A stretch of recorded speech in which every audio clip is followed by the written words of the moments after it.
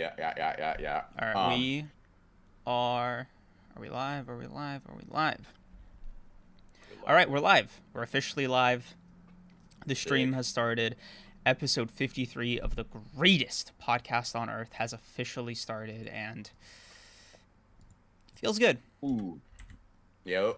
What up, guys? How y'all doing today? I usually ask you guys how you're doing on this fine Sunday evening or afternoon, but since it's specifically Easter, how are you guys doing today? If you guys celebrated, let us know how your day went. Hope you guys had a good one. Happy Easter to all you guys. Yeah, happy Easter or whatever Easter equivalent. I don't know. Why did I power scale holidays as my opener? Bro said Easter equivalent. Chat, Yeah. listen. God. If you celebrated anything today, hope it was good. If you Yeah. didn't celebrate today, hope it was Damn. good. Hope you were able to chill. You know what I mean? Um, hope you guys, had a good whatever today was for you. And me and Creams already, of course. I guess as we've already like made a trend to do on the podcast in the beginning, we were talking about fucking sports right up until the last second, which is Yep. why we're a little late. Um, and like Jesus, do I have to tell the fact that like do I have to like lay my soul bare to chat right now and like explain to them that I'm physically Wait. Let's structure it a little bit better. okay, okay, Okay. okay, let them know, So let them know. there have been some updates since last episode. I'd like to formally apologize to any fellow professional athletes about regarding my statement. Bro said fellow professional athletes. I'm disgusted. I was laughing a little too hard over there, huh? Anyway, so I have been informed. My comments were made in ignorance. Okay, informed by myself because I did the research after. You were informed by me on the We stream. don't need to talk about how I was informed, right? But Yeah, we did. look, there's some updates. I I didn't know. Okay, let me start off by giving an explanation. I think that's a good place to start, right? Kind Okay, of an explanation okay. of where everything that I was saying was coming from. Mhm. I was under this foolish belief, right? And feel free to chime in here. I was under this foolish belief that humans, right, are all like Mhm. relatively within each other, right, in terms of physical capabilities, right? Like, Wow. like, we we're not the. It's not like we're known on the food chain as like the strongest or the fastest, right? I was like, yeah, Mhm. a monkey could outrun fucking world's fastest sprinter in the same way it could outrun me, right? Like like like like in terms of relative speed, right? The monkey sees both of us as like Ver. right, or a Okay. cheetah or whatever, right? And Yeah. so Okay. I was under the assumption, right, that this meant sports or just professional athleticism wasn't necessarily about like the physical abilities of the athletes, but more so just like how much time they've spent obsessing over like the tactics of each respective game. So I was like, if I feel like anybody with like a couple years of physical conditioning and some like experience on the pitch, mound, whatever, you can roughly get up to professional athlete level at any point in time if you're like below 60 years old. Mm. I did not. Okay. So like I did not know, for instance, that like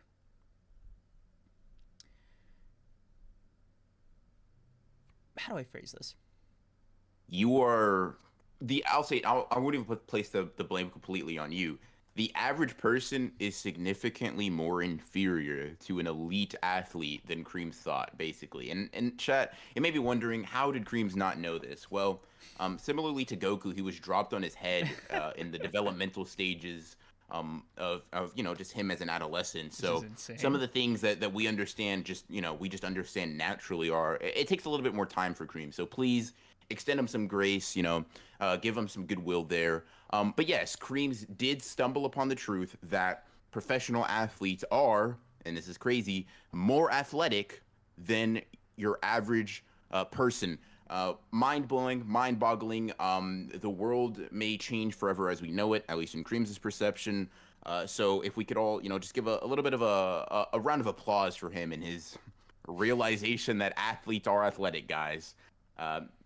it's truly something to behold.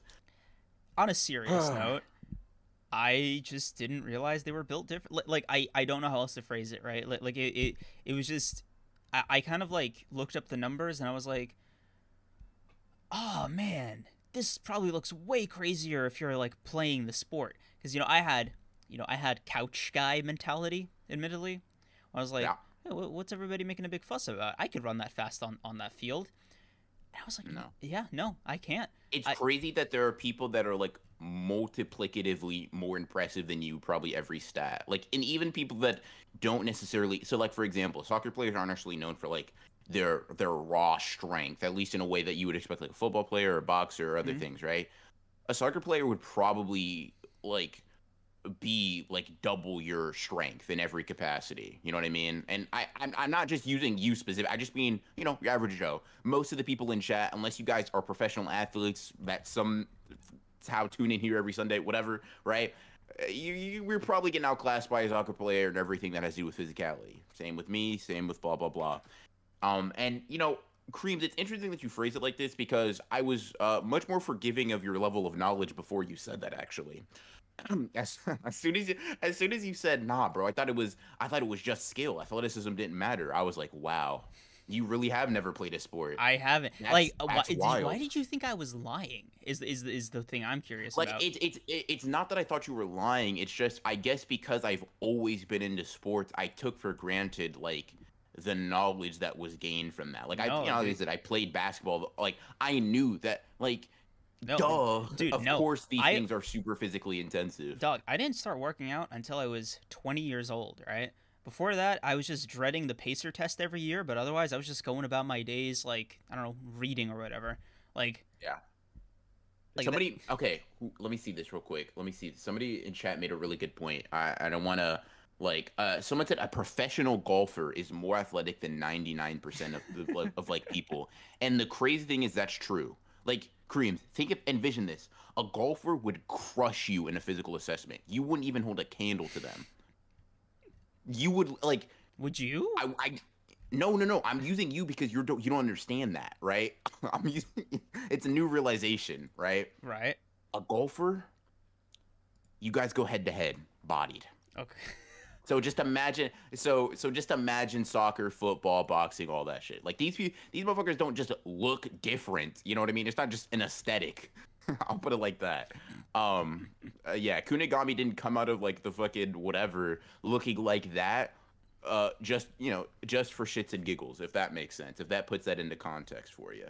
But yeah, that realization was really funny. Because I got that right alongside chat. Actually, that was something I didn't know you didn't know until now. Yeah. Hmm. I mean, I don't really have a kind of better explanation. Like it was just, it's like I said, it's a new frontier for me, right? Yeah. So I appreciate you Yeah. For sure. guys bearing with me while I'm listening and learning, and Listening, learning, and growing. going, yeah. Yeah.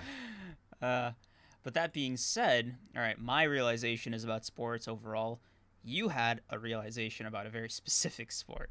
You want to share that? Very specific sport. Yeah, yeah, yeah. So as Creams forced me to admit on stream, right, very, very against my will, that Blue Luck has done something disgusting. It's inspired me to better myself, and to like get into a sport, just to get better all around. Super gross. But I've been practicing soccer, blah blah blah, football. Please don't jump me. I'm mentally at my wits end from talking about this and people telling me it's one way or the other. But yeah, you practice kicking the ball around as you do with soccer. But I realized, like, you know what? Like, if I want to actually like play some games for real, there's a baseline physical ability I need to have, right? It doesn't really matter if I'm super skilled if you put me on the field and I'm getting cooked, right? Like I'm getting blitzed and like running out of stamina really quickly. So I was like, you know what? Just because Blue Luck started my journey, I'm gonna look to Blue Luck as like a basic rubric and reference, right? So I was like, you know what? I remember they did the physical assessment early on in the story. What was Isagi and Igaguri's baseline stamina, right? Because I'm like, if I need to at least be before I can even really consider myself ready to play, right? I need to at least hold up to them. So I was thinking, you know what? They're probably going to be marginally better than me in all the things because they play soccer and they've played soccer for like years and I haven't. But not only are they younger, but they're also like considered absolute garbage in the beginning of the series, right? Not only are they not professional athletes, but Iguri and Isagi are the bottom 1 and 2 of the entire Blue Luck facility. So I'm like, if they could do it, I should be able to get there in a week or two. And I realized something. These motherfuckers were running at 12 and a half miles per hour for over half That's an faster hour. than I And bike, dude. Jesus. And it was a tough thing to look at. It was a tough thing to really see. Because chat, it made me aware of the fact that I am, and this is just a hard sentence to formulate. Isagi and Igaguri, both physically inept characters in the beginning of the series, both are better than me. And that was just that sentence just rung in my head over and over and over as I was like fucking running and training. Dude, the Because Ikaguri one would have wounded me, like on a deep, yeah, bro. profound level. I would have been in shambles. Yeah, bro. It was insane. And yeah, hello. I did realize I was indeed not him. My training arc is going to be significantly longer than previously anticipated, and that seeing that was like, wow, this is insane, huh? Because if you know anything about like athletics or you know anything about running speeds and stamina, like 12 and a half miles per hour is for a lot of people a sprint. Like it's not Yeah. quite it's close, it's for me it's like a full on, it's a run but not a sprint. Like I could, a 100-meter dash is going to be faster than that for me personally. But imagine asking somebody to run basically a full on sprint for, Igaguri did it for 37 minutes, Isagi did it for 42, and then Raichi out here did the shit for like an hour and 15 minutes, bro. I, maybe y'all are different, right? Maybe everybody in chat's gonna be like, you know what? I'm simply built different. And hey, if you are, congrats to you. I'm not fucking Superman yet. Okay, so I'm training to get there. But Jesus, bro, that was it was crazy. It was wild. Oh, super chat from I've been not back from his depression arc yet. Thank you for the 5. Got up with Blue Luck. I'm confused why Monk is so hated. He's barely around. They about to be devastated when he gets one foul against someone relevant. So I don't actually hate Igaguri. I do. Kareem's is the one that hates Igaguri, right? But Kareem's opinion is bad, so like don't even worry about that. Defending Ikaguri is crazy. Just want to point that out. Go on. Amen. It is what it is. Igaguri is like a completely like fine and like innocuous character to me. To me, it's more funny that he made it this far because he definitely made it this far on the coattails of like good circumstances and other teammates, like almost 100%. But he's not like a particularly egregious character. He's actually in some instances his existence is very funny. So I'm not bothered by him at all. But that being said, I don't want to be like him. Like I cannot hate the character, but I also don't want to be similar to Igaguri. Like if I'm looking at myself in the mirror every day and I'm like, wow, Igaguri is better than me, that will trust me. Trust me. Every day I went in that fucking gym to do that endurance training, I was like, but Igaguri though, I was like, hell no. Igaguri cannot be my peak for life. I just can't let that slide. I can't let it happen. Yeah, that was it. So I'm curious what your stats are at right now, or if you even measured them. No, because my treadmill's broken. So I've just been doing rows and like jump ropes for like 10, 20 minutes at a time just to like until that gets fixed or whatever. And I tend not to like to run on concrete because my flat feet really do be getting fucked up on that. Flat So it's feet? Yeah. Huh. So yeah. So like my feet tend to like really hurt when I'm running on concrete for extended periods of time. So and I really don't feel like driving out to a track every time I want to run. So it's like most of the time it's been like I have a row machine in my garage, so I do that. And then I do like jump reps a lot. Like and I just switch off between those because sure it's not the same thing as running, but it is I'm working on the cardiovascular health and whatnot. So I trust me, any little bit at this point helps because I'm in baby mode for real. Caliber Export, thank you Um, for the 5. Can't stay for the stream, but I hope y'all have a good one. Thanks, man. VOD's gonna be up on greatest podcast in the world. Somebody asked if who had better stats. I'm just gonna address this right now without shame. BR in a heartbeat. In a like, I'm disgusted to admit this. BR is the second most physically intimidating, third or fourth most physically intimidating yeah. Annie. I was about to say you putting a lot of sauce on that, Yeah, bro. Like relax, yeah. relax. I just remembered a couple people. Yeah, bro. Hockey, bro. Hello. Some of these people be looking fucking different, bro. I was more referencing Bushamo. And I was like, because Okay, but because Bushamo is physically intimidating because he's short, like he's really really short. But this motherfucker will just like beat you up. yeah, So like Bushamo's yeah. stats are like next level. If if I had to pick like a top 2 of anti-tubers I'd never want to get into a fight with, it's Bushamo, and the second spot's vacant because like he set the bar really high. Yeah, bro. Listen, here's the thing. It's annoying to me that Bushamo can throw in. I'm like, damn, bro, you are one of the people I'd actually like to be able to fight.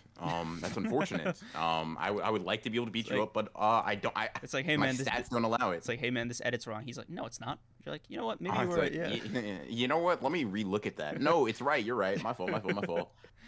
Running your toes, bro. I know how to run. Like, running on the balls of my feet, like a shit I have to do all the time. Like whatever. That's so right? interesting It's not that you have flat feet yeah. and you did track, right?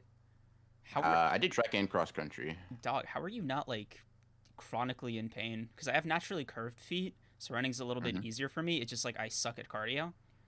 Yeah. So like, how the fuck did you do it like professionally, varsity? Whatever level you were at?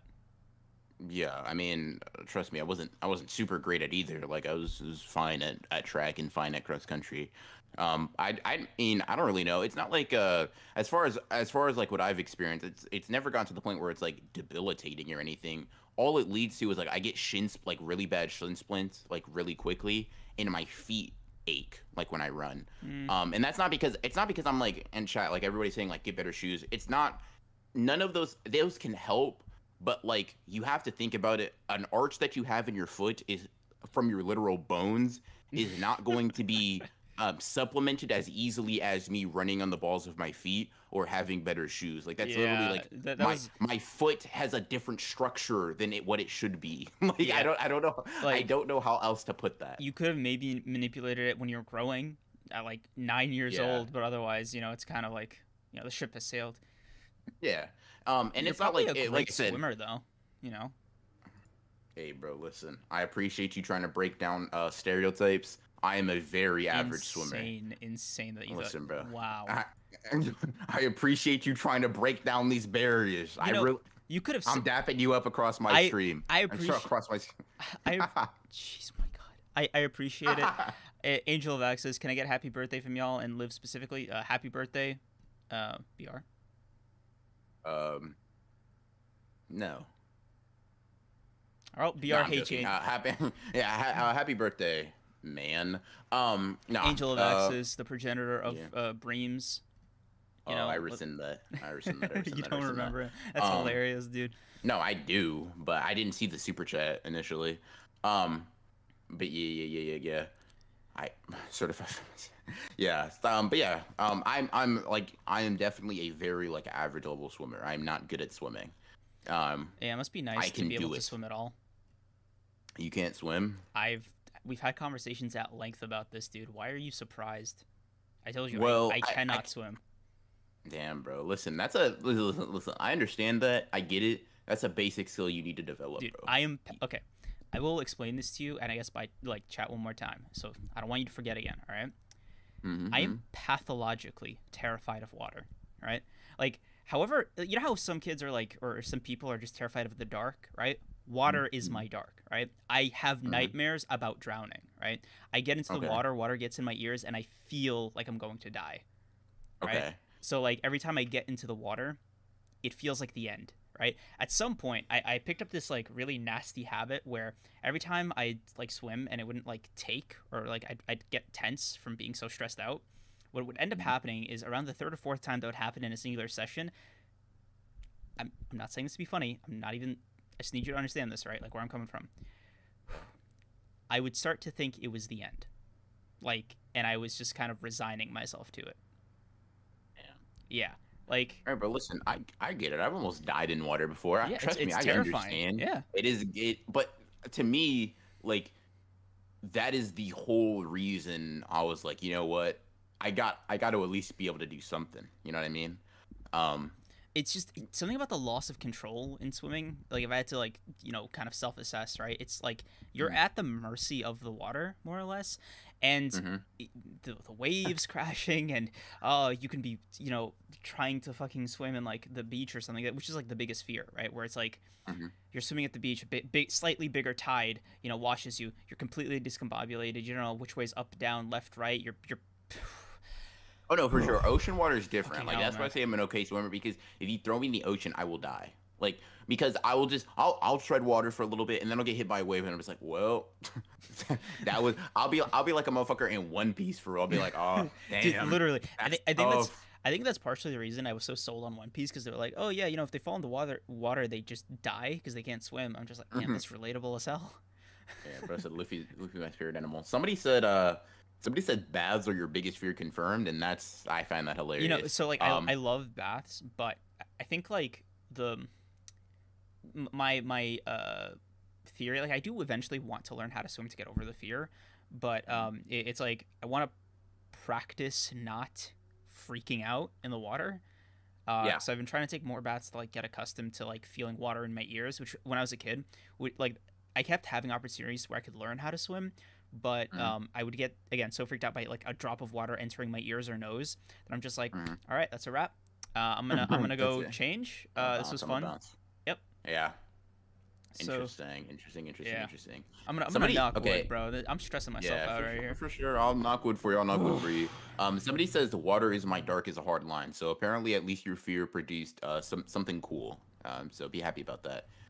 I Yeah. appreciate it. So starting a pool first, yeah, but starting the kiddie pool, I shit just you not. fucking I try, but like it's like the second I feel like my feet lift off the ground and like that control like stops, I'm just like, yeah. That's a full blown. That sounds like a full blown phobia for real, yeah, bro. like Bro I was start, evolved yeah, past fear. He's like, like nah. it's a panic attack, like 1 to 100. Like I am chronically stressed out. Like I need to grab something. Like I am, oof, no. Someone in chat said when Dagon's domain popped up in the manga, you started shaking, and that shit is that's not funny, but it's fucking hilarious. Dagon pulled up with the water. And he said, "No, no, no, no, no." Yeah, I get it though. I get it though. In general, yeah, I guess the point of the segment is sports are tough. Yeah, I think that was it. like so, Ugh. like it's to the point where like I watch some like Olympic divers and shit, like Michael Mhm. Phelps or something compete. I'm just like in shock, not because of what they're doing, but just because like they're able to do it. I'm just like, man, they just get in the water, huh? And just start moving. How the fuck They do they just do that? they just jump in there and move their arms. That's nuts, bro. They got some different stats over there. Like I almost want to be like, Um, we're land animals, right? Like what do you like? you know that's not what we're meant to do. Are you aware? I don't know It's if like you're I don't know yeah. if you're new to It's like this. the last time we did this, we were in the womb, right? I don't see your mom anywhere. Is all I'm saying. Like, Bro said, "Listen, I'm gonna level with you, okay? Um, that's not what we're built for. We got feet. We don't have flippers for a reason, bro. You see this? Oh, that's yeah. us breathing air. You That's see any not, gills here? Like you see him, Yeah, Aquaman? Like no, you don't. yeah, yeah. Not quit one more time. But yeah, that's Not that's kind cool of my, for my, you. my thing with swimming. It's just like, big old thing right there. But for Interesting. other sports or whatever, it's not that I haven't wanted to try it. It's just I've never been interested in sports because, and I'm not even shitting you. So every time I like want to do something or like try a sport, the problem is that when I was growing up, I didn't have like, I don't know, sports teams were too big of a commitment because I liked going home after school, uh, Mhm. and playing on the playground with other kids who didn't know the rules just wasn't going to be like fruitful or educational because you're just Mhm. fouling each other every other fucking move or whatever. Um, Jesus. and I was like looking at certain things on TV, like the World Cup would come on. like throughout the years, or there'd be a boxing event. I'm just like, man, this does not look how I thought it would look, right? Like on camera, I Yeah. guess. And I was just, I don't know, I wasn't like, I guess that's why I had the opinion that I had, where I was like, oh, we're all just human, right? Like this is it, right? And it's Hmm. just like his punches aren't like invisible to me. Um, Yeah. their legs aren't like they're just running across the field or whatever. And then I Yeah. think it's only recently that I'm like, man, this must be crazy if you're them though. Like, Yeah, the perspective yeah, changes it because, like, for example, I can keep up with a car. I can keep up with a yeah, car's movements visually on the highway. That do not mean me and a car got the. I'm not running next to that car for real. You know what I mean? And it's like, bro, yeah, it be different. I trust me, it do be different. Especially when you're the one trying to like really produce yeah, the abilities to do that, right? yeah. Um, I wasn't aware that yeah. humans had like a proverbial gas tank in there until I Huh. started jogging, and I was like, oh, how am I already tired? It's been 1 minute.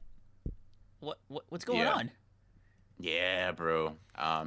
Shit just be getting tiring quickly. So, yeah, yeah, and Also, that's where I've been to quickly confronted. address some of these insane chats, I appreciate the jokes, guys, but like I do like it's not showering or bathing, it's or rain. It is specifically the feeling of being surrounded in a body of water with the possibility of like drowning alone, right? Yeah. Like complete loss of control. Like Mother Nature is just like, all right, time's up, bud. Knock wood again, but Mm. that's kind of the fear. Yeah, yeah, yeah. Um, yeah. Give me your money, creams. Press this, bro, with a water gun. A Listen, bro, Hasbro give me water gun. everything in the bag. Everything in the bag right now. Hit him with the super Um, soaker. uh, crazy. That's what they're called. Crazy. No, no. I was just looking at Viz and I saw the JJK chapter and I was thinking, yeah, I was just thinking about your opinions. It really all just wires got connected that shouldn't have been connected. That's my fault. That's on me. I'll take the blame on that one. Please tell me after. I would love to Uh, know. Yorozu.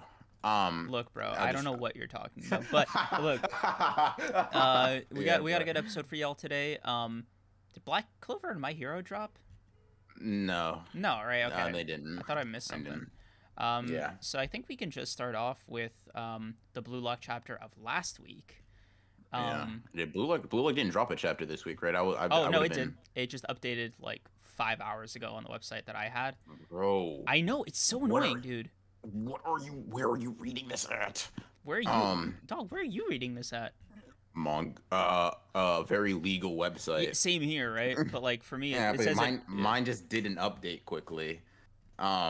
Yeah, shit. Okay, well, let's just talk about last chapter, I guess, because I can't, because it's not showing up for me right here, at least from not where I'm seeing it. So you'll have to show me your very legal website that you're reading it from later, so I can do the same. But Oh, um, dude, sorry, I'm going through this the chapter, like sorry, today's chapter, and there's this line.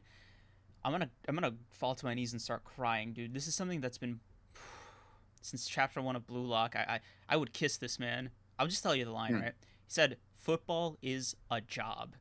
I was like, ooh, dude, I want hmm, to hug this man. I'm just like, yes, hmm, spit, king, spit, hmm, because you know what it is. It like hearing ego. It's like, dude, it's this shit or death. Like, you know what I mean? I almost want hmm. to be like, didn't ego just like set them up to be on a reality TV show? Am I tripping? Like, how do they not know that this soccer shit is, you get a paycheck? I'm just like, no, they have to know. They have to know. Hmm. I don't No, know. bro, but listen, you gotta be willing to die over it in order to get the paycheck. That's all I'm saying, bro. How Ooh, many times Isagi had to die in order to get that paycheck skill? You know what I mean? for real, for real. Uh, let's see. Man, it makes this chapter 213, which I guess is what we're gonna talk about right now, right? Because that's the one we both most caught up to date with. Mm-hmm. Uh, it really everything you've said really recontextualizes Kunigami's physical training. Fucking hell, man, that shit's probably like 250, 300 pounds that he's benching. Man, Bro, let me see. I'm gonna check real quick or is because that a it looks like deadlift? he's. Wait, what are you? Because Oh, you about the deadlift? yeah, Yeah, because he's yeah. putting the But we dumbbell saw. dumbbell, the barbell down. So I don't know what he's Yeah, doing. Yeah. yeah, he could be doing a lot of shit from that Mm. position. But like, I don't know if you remember when he was like, he saw you went to go ask him for help in the beginning. He bro was squatting what looked like fucking 420 or some shit. Like, Yeah. bro was putting up insane numbers, and Kunigami is he's different, bro. He's Like, different. dude, that like honestly speaking, the thing you said to me, I was just like, man, how do they? Because I've always wondered, right? It's a 90-minute match. How are they running around for that long? You know? And Yeah, you say that shit, and I'm like, oh, that's not even a question for them. They just have to. That's a prerequisite. yeah. If you wanna play, you have to be able to do that, Like and it's wild. it's because I'm like, oh man, Isugi's like physical stats are probably garbage compared to them, and it's like, yeah, compared to them, but like compared to me, this man is like an Olympiad. Mm.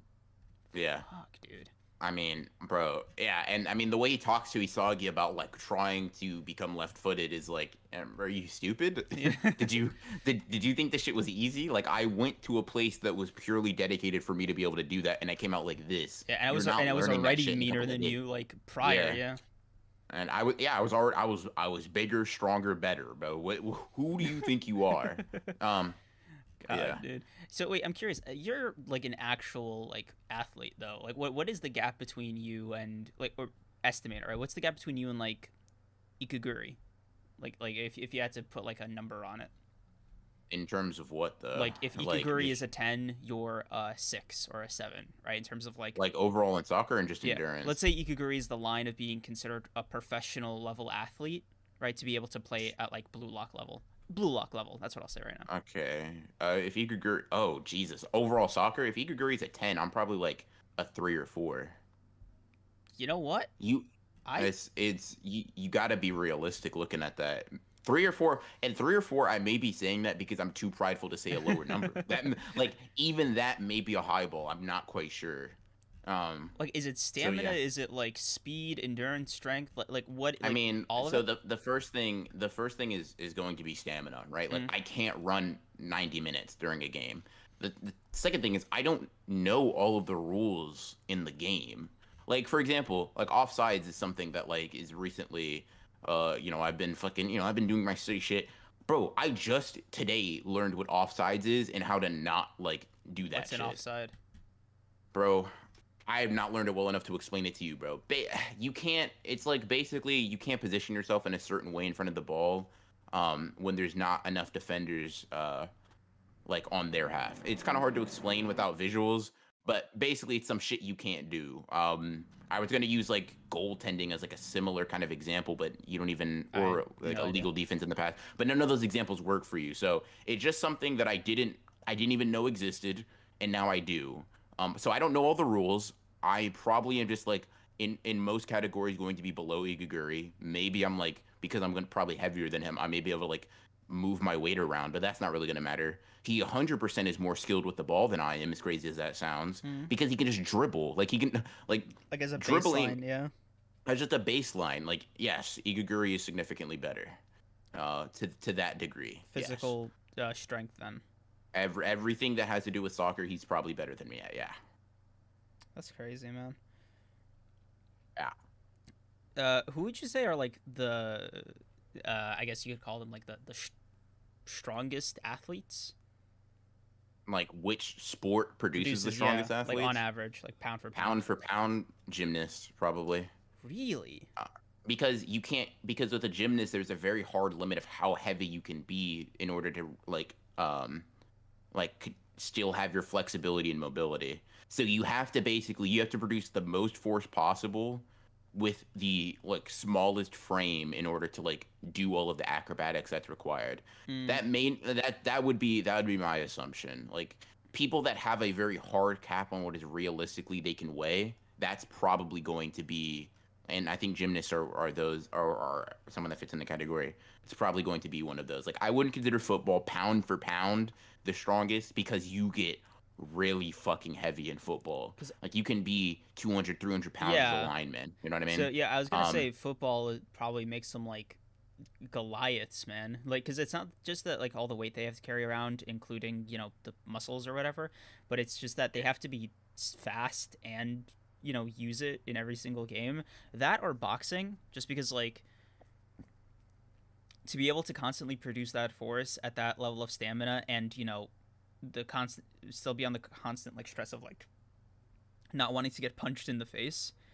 I Hmm. imagine it's just like it's the most physically taxing sport. Yeah. When I found out boxers still had to lift and jog, I was furious, dude. Hmm. I was just like, I thought boxing was the thing you did. Like, No, bro. yeah. No. Every one of those is going to require you to do like crazy endurance. Um, yeah. Like and like someone in chat said, yeah, if you're like gonna measure like ability to like output force in like an attack, yeah, it's gonna be a boxer or some like mixed martial artist or some shit like that. But honestly, this isn't necessarily for strength, but like for some shit like wrestling, that's probably gonna give you like some of the most stamina you're ever gonna see, Mm, outside of like literal long distance ultra marathon runners and shit like that. Um, damn. yeah, yeah. Well, that's fun. Sports talk. What did you think? Let's start with Blue Lock 213. What did you think of it? That was a really good chapter. As someone who likes Kunigami, it was cool to get some shit around him. Um, I think it was cool to kind of get like reunited with the gang as well. The shit was cool. Shit was fun. Um, yeah, I liked it. But I also really like Kunigami. So any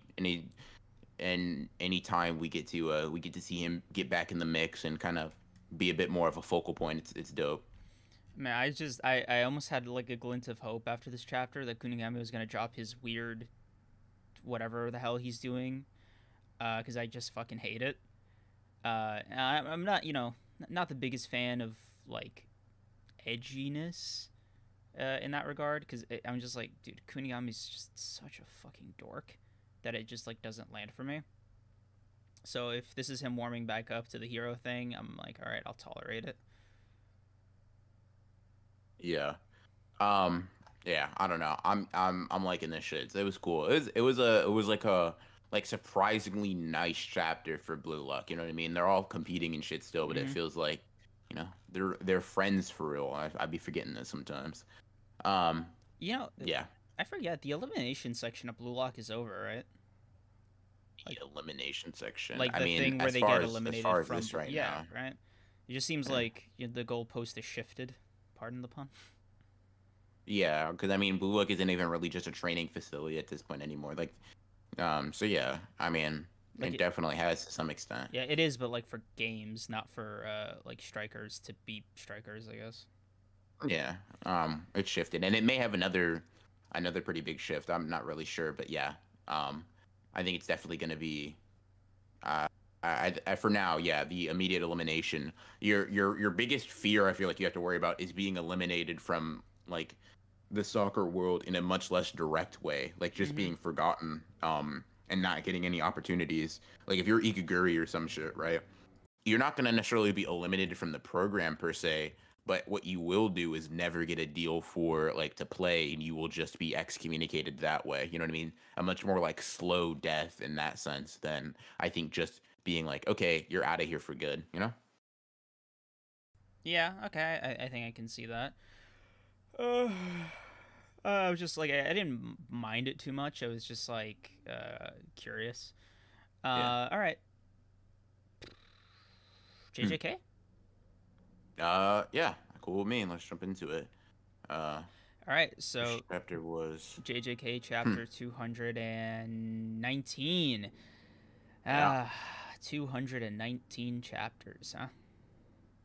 Yeah, this was, if you guys were on Twitter, you guys know that this was causing kind of a shit storm, in terms of like people were going crazy over this chapter.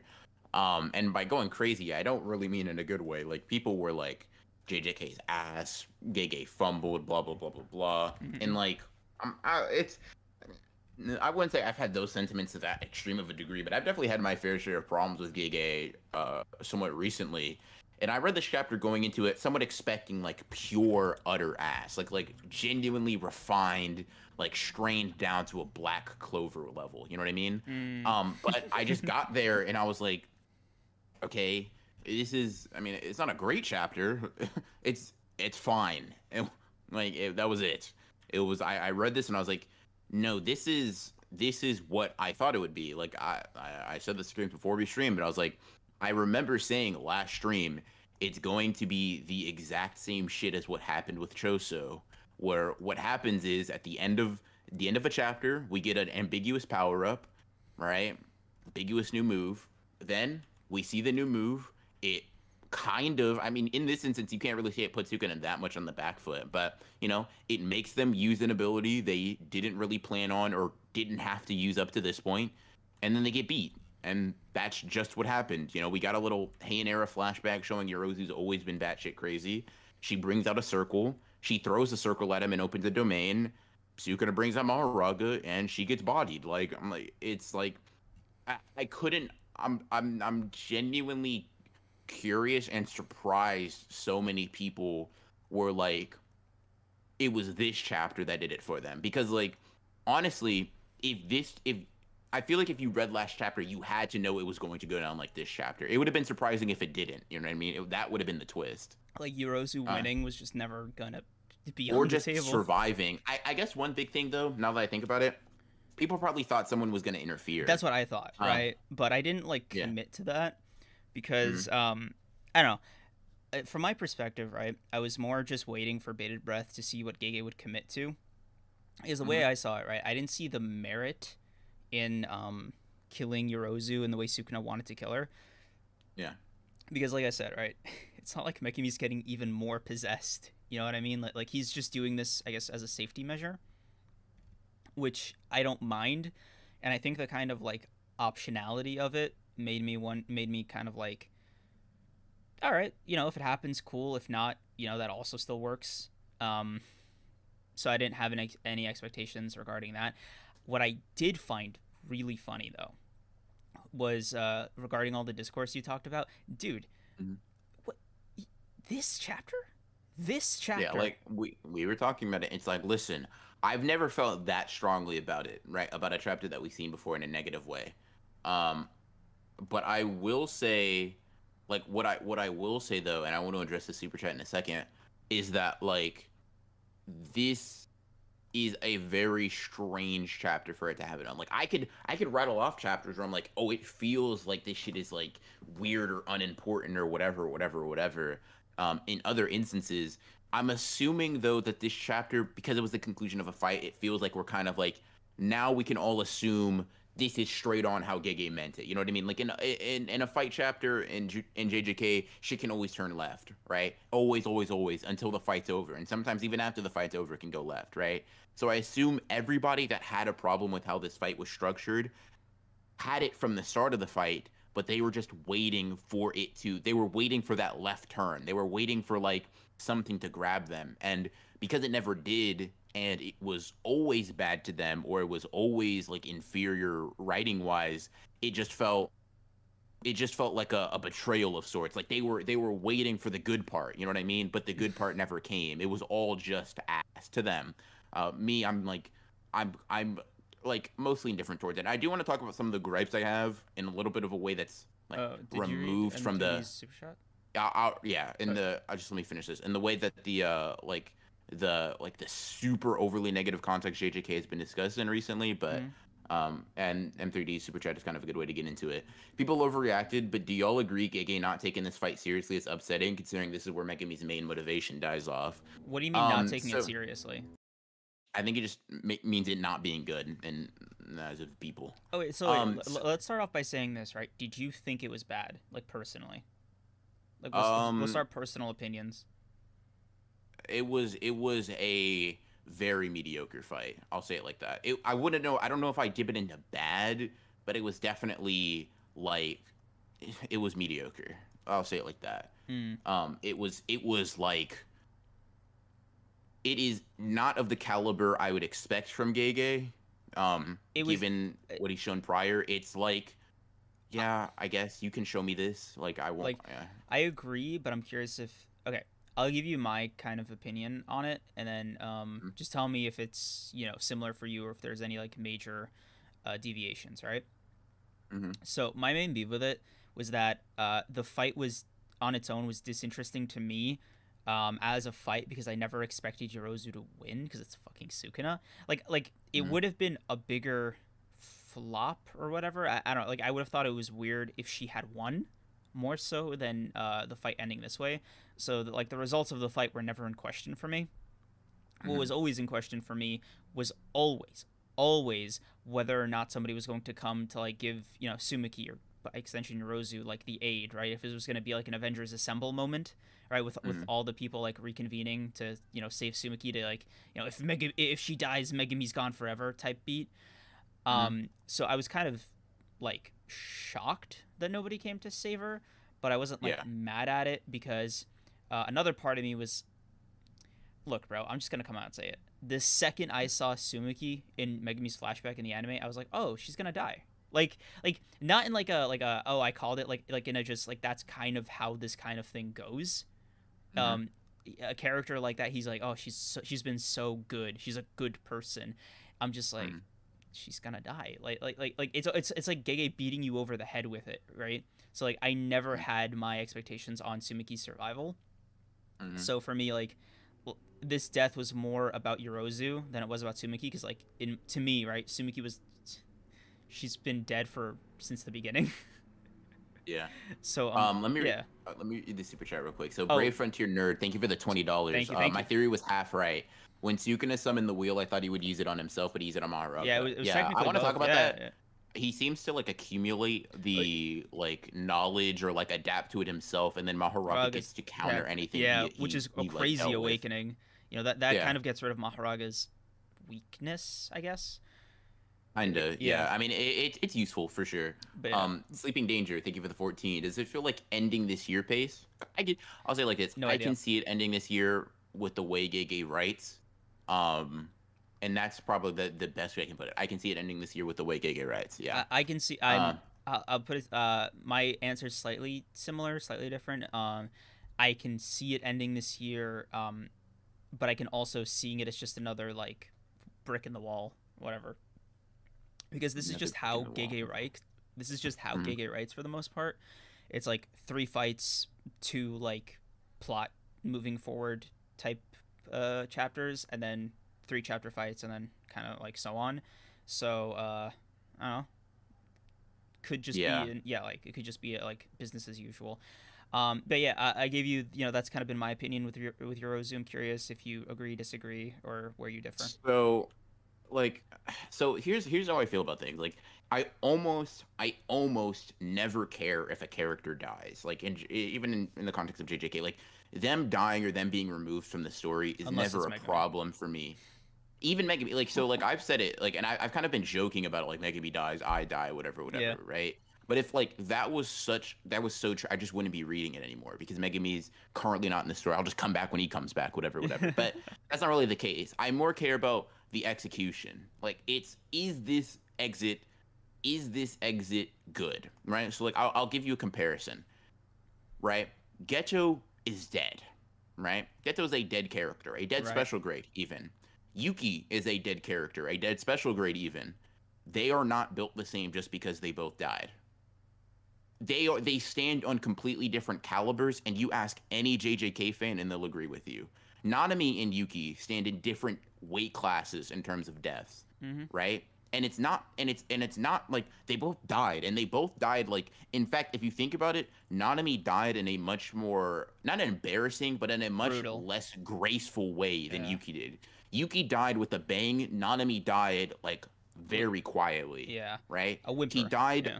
yeah, he died with one other person witnessing it, being Yuji, besides Mahito, and he didn't do anything to Mahito that did any lasting damage. In fact, he kind of like cursed Yuji and like made his mentality like a little bit darker, leading to that break. Obviously, wasn't intentional, but that's a contribution, right? But the difference is how they're written. How are you written out of the story, right? Nanami's a character that's been built up. He's been serving this role. Hell, he even almost died to Mahito before, and Yuji saved him. Like, these things are hinted at and really shown really well, right? The thing with Sumiki and Yorozu, whatever, that kind of it airs on the side of irking me and like genuinely bothering me, right? Yorozu couldn't care less. If she died, I don't bat an eye at Mm-hmm. her death, right? I don't care about Yorozu all that much. I don't hate her. Like, I don't think she's a garbage character. Mm-hmm. However, I'm indifferent towards her. I like whatever.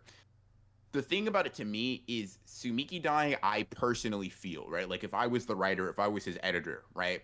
Mm-hmm. I would a suggestion I'd make very early on is sure, kill her. That's fine. She can die, but I think that her death should feel potent.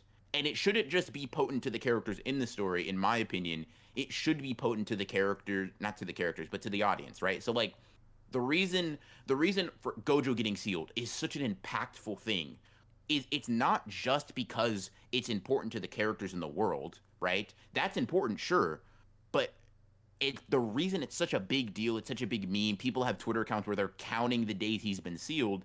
It's because he means a lot to the fans too. We like Gojo, generally speaking, right? The fans really do care about the character. So when he's removed from the story, not only does this have a inverse effect, but it also has one that's outside of the context of the story. So it makes what could be a very like generic, average, or like pointless moment to the viewers feel very powerful because we care, right? So not only does it means shit to Yuji, it means shit to the world of Jujutsu Kaisen as a whole when Gojo's gone, but it also means a lot to me. Like I like Gojo, I like seeing him on screen. So when you remove him from that, I'm now doubly invested. With Sumiki, you kind of only get half of that. It means a lot to Megami. I know for a fact it means a lot to Megami. Everybody knows it means a lot to Megami. But it doesn't mean a lot to me because I don't know who Sumiki is. Yeah. Like, and granted, I care because Megami cares, but that can only go so far. That's kind of how I feel about it. Like, this death could have been not just cool or okay, but it could have been excellent, in my opinion. So this is like not even an example of the floor being really low. It's just like the potential I saw for a death like this was so high that it's I can't lie. It's like, man, I do wish we had gotten to see Sumiki like in depth, or not even, it doesn't have to be crazy. 4 or 5 chapters, well before her death, where we see her, where she interacts or whatever, right? However you want to write that in, and then have her die. And then that means something. Because as of right now, she's a character who we've never actually seen outside of flashbacks. And that's kind Mm-hmm. of it loses a little bit of potential poignancy to me. So you, I guess we're in agreement in a roundabout way. Um, I mean, I don't think like so I had higher expectations of Sumiki because while I was okay with her dying, I expected to care more. That's all. So we're okay. pretty we're pretty similarly aligned. Like Okay. it's not that Sumiki dying was outside of my like my perception. It was just, oh, I expected it to go harder. You know what I mean? That's Oh, all. I never expected to care about Sumiki's death. I expected to care about like Megami's reaction to it, which I kind of did, right? I got that with that last panel where, I got a little teary eyed for Megami, right? Where, especially the fan scans, by the way. I can't Mm. believe Viz just removed that like ending note. Like, you saw that, right? Yeah. No, I know what you're talking about. Yeah, The like he falls even deeper deeper into into the the despair abyss. shit. Yeah, Like, in yeah. in the Viz they just removed it. Like, granted, it was nice. It was a nice clean panel, but like I did like that little note at the end, and it kind Mm. of, and for me, like, that kind of resonated. Right, I was like, all right, man, it's really over. Megami's, but at the same time, it was like, and I might be in the minority here. I was kind of happy, like aside from like feeling Megami's like sadness, right? I was at this Mm. moment where I was like, "Ooh, thank God, Sumiki's finally dead, dude. Now Megami can like really be that guy, you know? If the, I don't know, conceit of being a jujutsu sorcerer, or getting stronger as one, is to abandon everything except your own desires, I'm not gonna lie to you. I feel like Sukuna just unmade his own bed here, because, man, now that I Megami, agree. yeah, now that Megami doesn't have Sumiki like to worry about, that's a nicer way than I was gonna initially say it. Mm. Then, dude, I'm ready to see Manic Megami take the wheel. I'm ready to see that guy be like the next Calamity. You know what I mean? Like, I want to see the Megami that Gojo was talking about. That's, Yeah, for sure. I'm yeah. excited, and it's funny because like people have been like, "Are you okay? Are you okay, bro?" This is to me. This is like it's like I wish it hit harder, but hey, bro, from here on, it's like, well, what's making me? How do you respond? Yeah. That's what it looks like to me because I think somebody, first of all, two super chats real quick. Dax, Mhm. thank you for the two. Hey, look on the bright side. I will say I have Miwa. We do always have Miwa in the back pocket. And Google me. Thank you for the two. Maho cut a deleting purple just blisses me. I don't know what that means, but I'm It is assuming not a it's purple. impressive. Well, listen, we'll talk about that because that Yeah. shit. You listen, we'll talk about that. But yeah, I from here on out, I'm like, yeah, making me. How do you respond? And somebody, I saw this. I saw Noah talking about this. I saw like a lot of people, basically being like, well, Reggie said, let fate toy around with you and then die, and it's like, cool, that's fine. Like that can be true and that can be the case, but like as a final curse. But I mean, we've seen a lot of times in the series that not only are curses not final all the time, but they're also a lot of the time not extremely literal. Like Nanami's words, for example, like because I mentioned them earlier, right? They're like it is a curse to Yuji, and Nanami says as much. Like he'll end up cursing him just by saying some shit to him. Mhm. But a lot of the times, it is like like a foreshadowing of what is to come. Than it is like a literal. This is what your fate is going to be, regardless of anything else. And I think Reggie was definitely to me.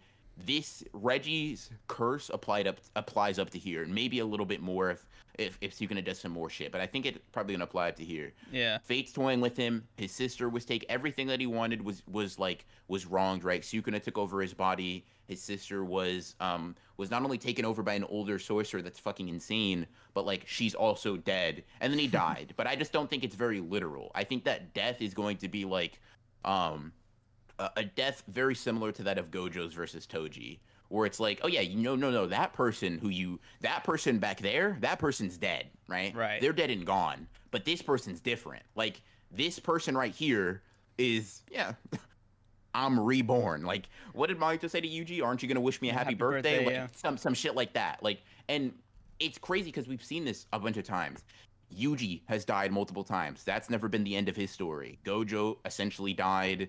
Like Nobara. we've seen Nobara, I think is gonna come back. I fucking hope so there, right? Yeah. Mahito's been completely reborn. Like death. I mean, shit. Naoya completely came back after dying.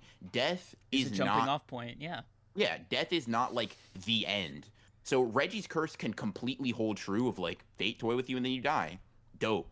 Yeah, Sick. but I also just don't But think Reggie's doesn't have to be powerful the end. enough to go past that point. It's just like, all right, Yeah. like if I'm talking to like the JJK cursed energy power system, I'm like, look, I appreciate y'all committing to this curse bit, but like it's Reggie. Let's not go crazy paying dividends here, right? Yeah. Sumiki's down, all even. That's worth one Reggie, you know. And then if you had to balance the scales, Hmm. that's funny.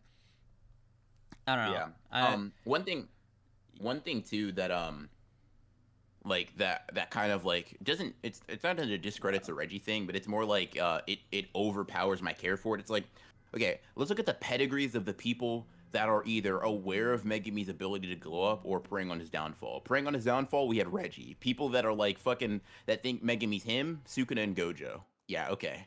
I think I'm I think I know whose corner I'm in. And I'll just leave it like that. It's kind of you kind of look at the degrees of people that are looking at Megami as different, and Reggie asking or like basically telling him to just fuck off and die. I'm not worried about that being his end.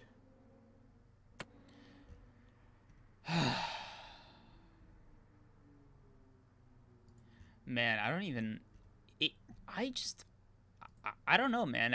I'm kind of just looking at this chapter again, and I did people expect like I feel like I'm going crazy here. Did y'all expect like Sumiki to be like this like grand character? I don't know, because I always thought, hey man, they save her, they kind of win that way. They don't save her, Megami wins. You know, gets a Zenkai boost, right? Yeah, I I mean, it's for me. It's like it's just like I expecting from something from Sumiki in the same way that I expected. And it's gonna sound crazy. Just let me contextualize this, right? in the same way I expected something from Yuki, and that's like they didn't do neither of them up to that point did necessarily any particular thing that would make me believe, oh, they have to. Like there is no way they can't be relevant, right? Yuki, while she had her title, didn't do shit that we saw that was that crazy. And Tsumiki, while being important to Megami, didn't do shit that we saw that was crazy. But whereas Yuki had a lot of like power hype behind her, at least to me, Tsumiki had that because she was the Possessed by sister Ryozu. and literal driving force of the deuteragonist of the manga. You know what I mean? Like that's how I feel about that.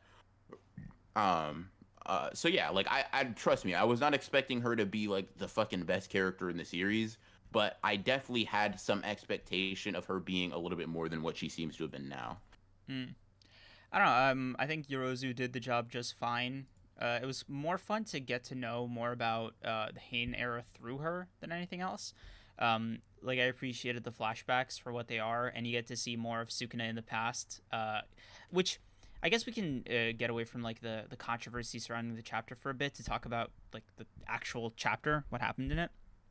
Mm-hmm. So, Heian era flashback, you get to see that Yorozu is chilling after killing the who are they the Sun, Moon, and Star Squad. Mm-hmm. And now they have to like pay tribute to Sukuna like through prayer, which I thought was fascinating, right? Because like if it's just to stop him from killing them, I get it, right? But they kind of explicitly say it's for what is it for A crops? plentiful harvest. Yeah, right. And I'm just like, can Sukuna do that? But like, I don't fucking know, bro. right? Oh shit. If Sukuna says pray to him for crops, I'm praying to him for crops. That's all I'm gonna say, bro. Yeah. Personally, with the way this motherfucker was looking back then, bro, hell no. Oh Yeah, yeah, yo, no. you grow shit. Hey, bro, that's all you. I don't know how to tell you. But Nice to yeah, see I that mean, Urime was dick eating from the get, you know, bro, from day one. like just from the start, Yeah. like always. Never, no Yeah, days off, dude. No days no off. days off ever. Yeah, it was cool. It was fine. Like I wasn't really moved by it one way or another.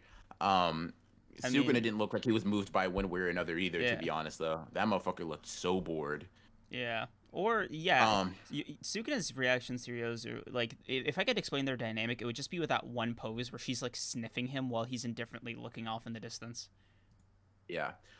He does seem like much more docile though than like you would expect him to be Mm-hmm. based on what we've seen so far. Because like Mahito touched his soul and he said, I will tear you in half. Like he was like, don't you dare touch me with your dirty, disgusting, grimy hands like ever, you little fucking like he was getting on his shit. And Rosalie is just he doesn't it's just like Look, bro. Arame does something and then he slashes her. It's like, oh, Look, damn. look, I'm gonna say it like this, right? Sukuna's opening line when he first possessed Yuji's body, I feel like that's the reason why he didn't like brush Yorozu off. You know, Damn, bro. You thought he was just like you for real? Then is that what you're saying? that is I simply don't know what you're talking about, dude. Yeah. Okay.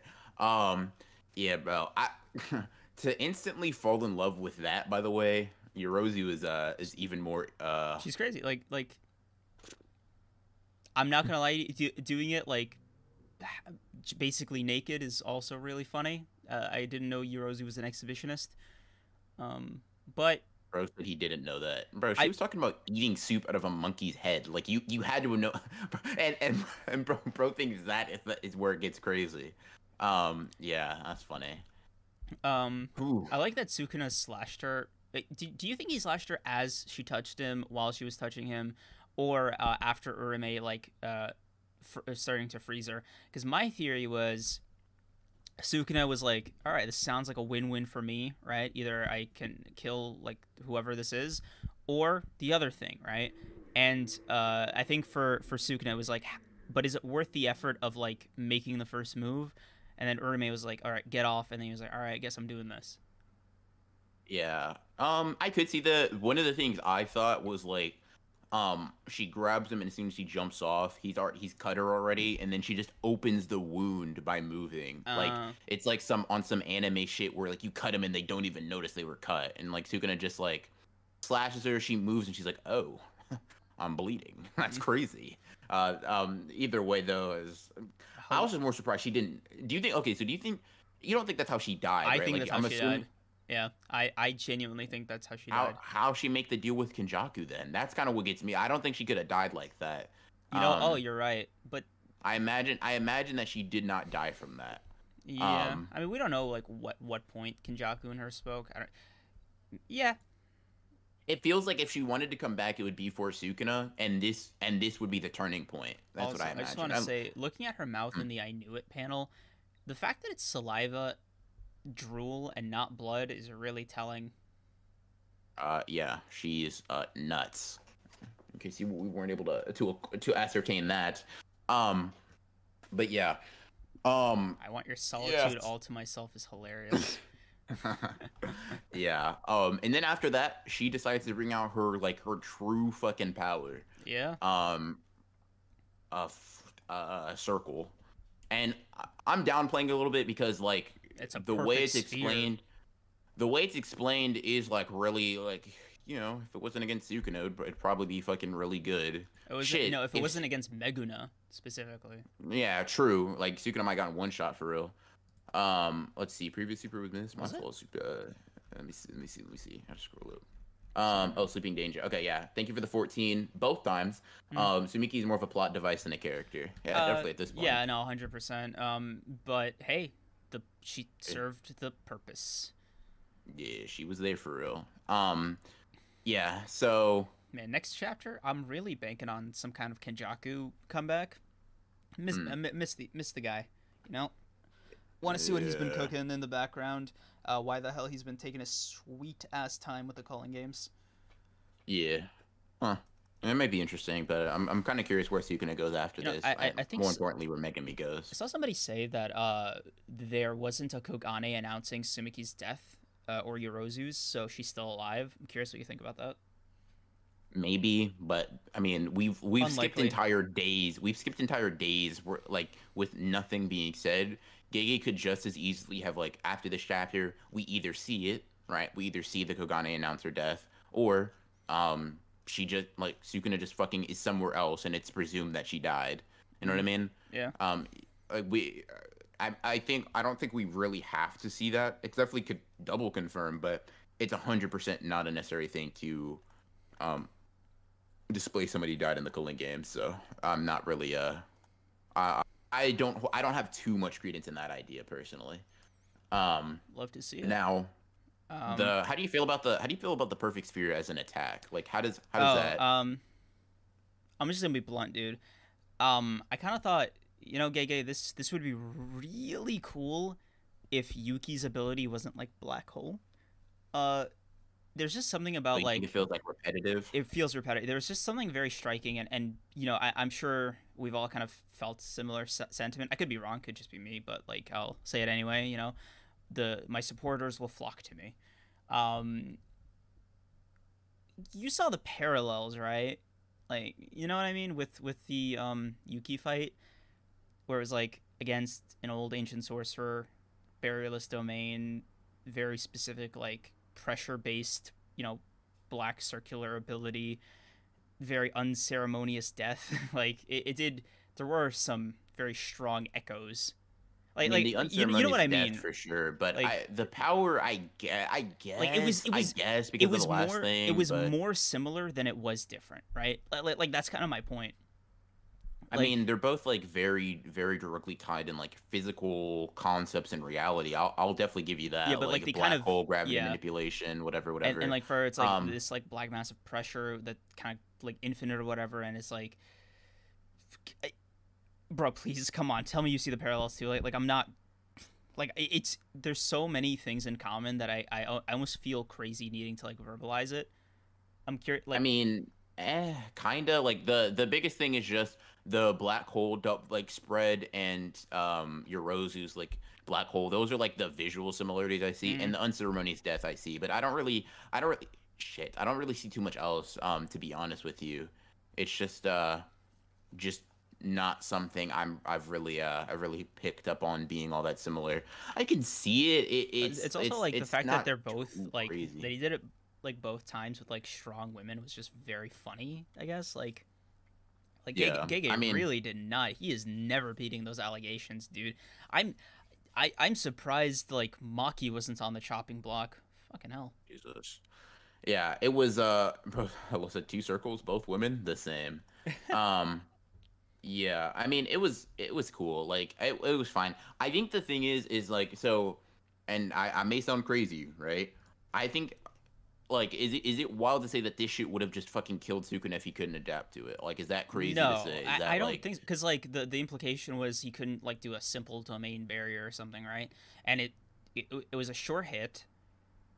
He probably could have. It depends on like the angle. well, Like it so I'm like not okay. So I think Sukuna probably could have defended if he opened his own domain, right? But what I more mean is if under the assumption that it makes contact with him, I think I'm just trying to gauge if okay. everybody agrees I'll part of his body is getting taken Yeah, off yeah, too. no, no, that's what I was gonna say. If it's like a Toji purple kind of injury, no problem, right? Because Sukuna can just Mhm. like regen from that. If you're talking like a headshot, then I would say probably it would kill him. Yeah. Okay. Cool. Which, I think we agree then. Like its potency is not really the issue. Um. so, Yeah. yeah, Cool. So the thing is for me is like it like Liv was saying too because she's a science nerd, right? Like mhm. I bet if you're like into math or you're into science, this shit probably did hit. You were probably looking at things. You were like, oh my god, a perfect sphere? That's No hard. way, dude. Sukuna's But finished. yeah, but I hate math, and I'm just a normal person in regards to science. So I was like, it's cool, it's fine. Um, but it didn't speak to me in any particular way. It was just like it's a fine ability. It's a fine ability in terms of like creativity to me that just happened to be extremely fucking strong. Um, which was kind of the limit of it. Which I mean, it showed up for 5 seconds, so it didn't need to be this like super cool ability that I wish we got to see more of. Like Mm. if it was going to be here for a matter of like 5 pages, I think it's perfectly fine that Gege did not pull out all the stops. You know what I mean? Um, yeah. So Um, yeah, I mean, like Yorozu's no slouch. I definitely think she had a more impressive showing than Yuki. I think that's not very controversial. Would you agree? she's she's she's probably stronger than Yuki. Oh More yeah, impressive showing. More impressive showing is tough Meguna, because like Meguna, just like he used yeah he yeah yeah used yeah, Sukuna and Maharaga to win. That's my argument there. sure. And that's fine. But uh, and listen, I don't want my fucking judgment to be clouded by Yuki hate, so I'm really trying to think. And it's like Yuki blew that motherfucker's arms off, man. But like It's that's hard. that's when he was like unfamiliar, right? Like the second he like adapted to her base abilities, she couldn't really touch him, and like he did survive a black hole. Like that's all Well, like. he survived because Yuki and Tengen suppressed it for him. He says as much. Um, so like, yeah, kind like okay. So like, I want to say this. Probably Yorozu was stronger because she fought somebody that I would imagine is stronger than Genjaku. Hmm. And she's able to damage him all that shit. But in terms of portrayal, I think Yuki's showing is it looks more impressive to the Can person she's fighting than I was gonna otherwise. say that, right? Like relatively speaking, did you think it just looked more spectacular because she was closer in caliber of Hmm. like power to Kenjaku than Yorozu was Yeah, to it's Sukuna? it's yeah, it's exactly that. It's like Yorozu got like 2 hits and we were impressed. We were like, "Oh shit.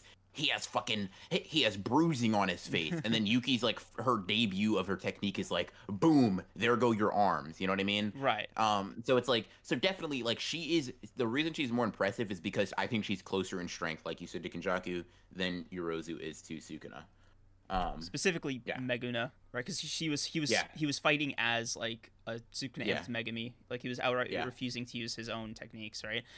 Mm. Which And then, yeah, oh yeah, King Niger brings up a good point. Yuki one tapped his like the special grade he brought out specifically to counter her, and it was mm. just like just fucking kicked a soccer ball and said, "All right, that's done. Now give me your arms." So All right. yeah, So let me hit you with some hypotheticals, right?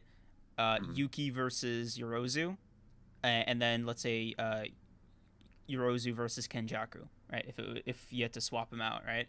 What would the fights like? Kind of like who you think would win, put on a better showing, etc. And we will get into all of that the second I get back from peeing. I'm so sorry. yeah, for sure, for sure. Yeah, going to cut to commercial break, guys. Yeah. Let's see. What are you guys saying in here?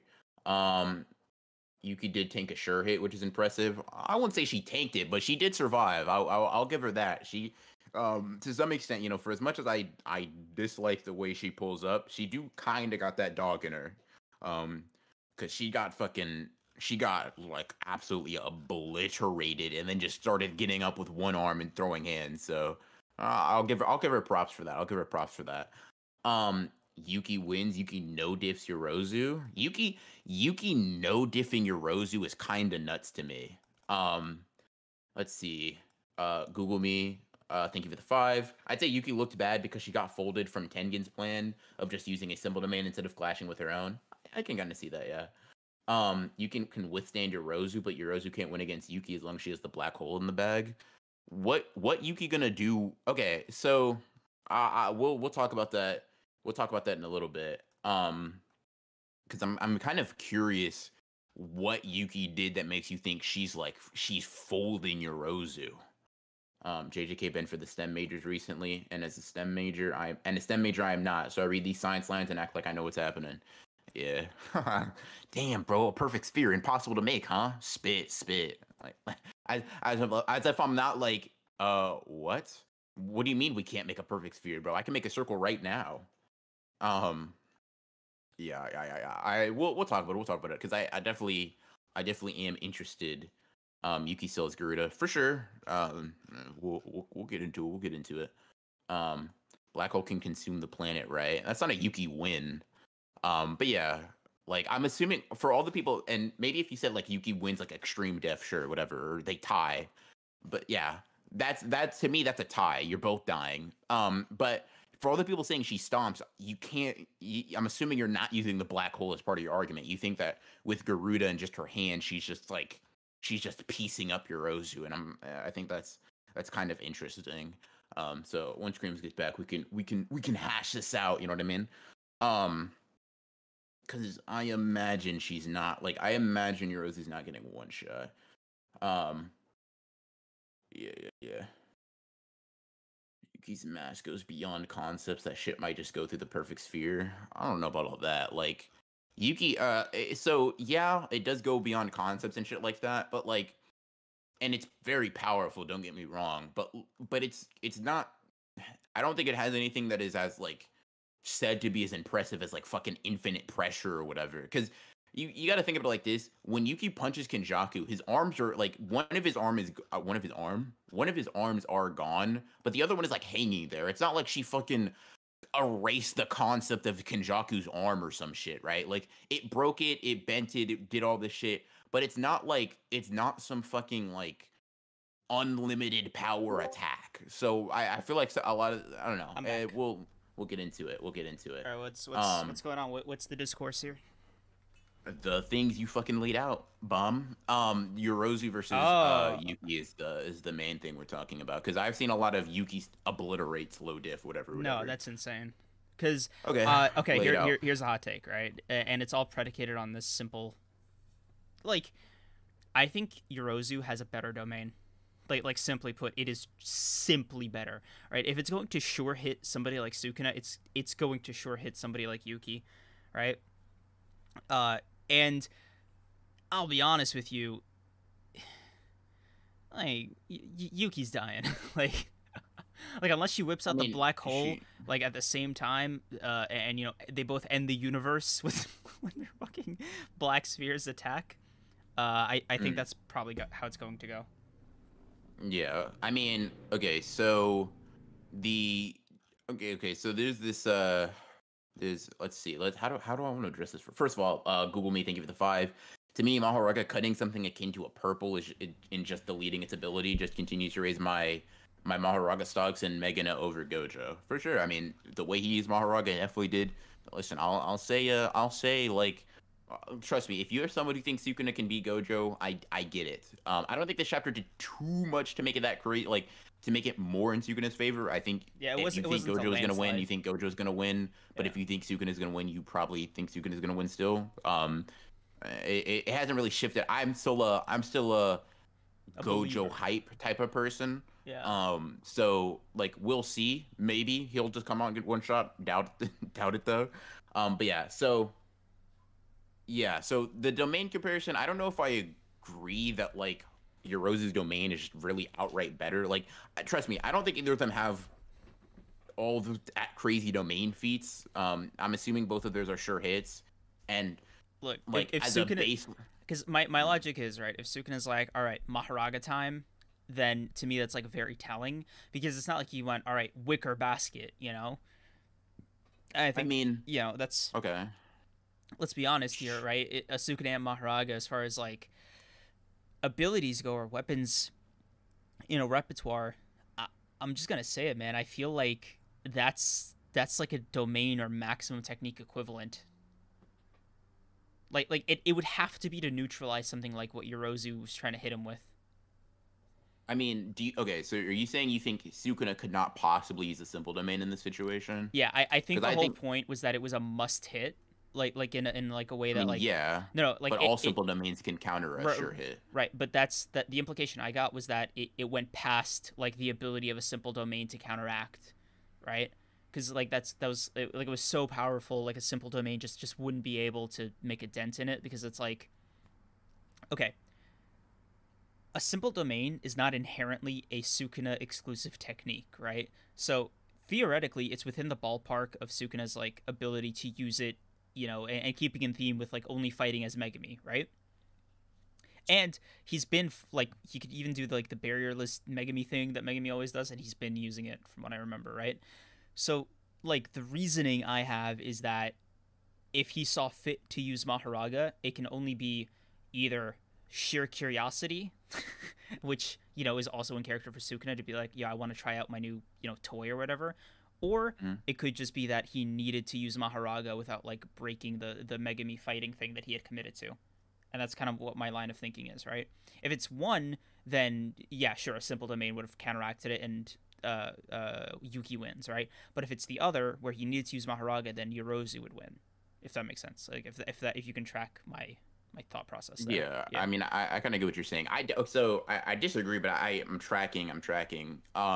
So I don't think it's going past the need of simple domains at all. I just think Yorozu's trying to bait out a domain of his own, right? Because it's like it's not.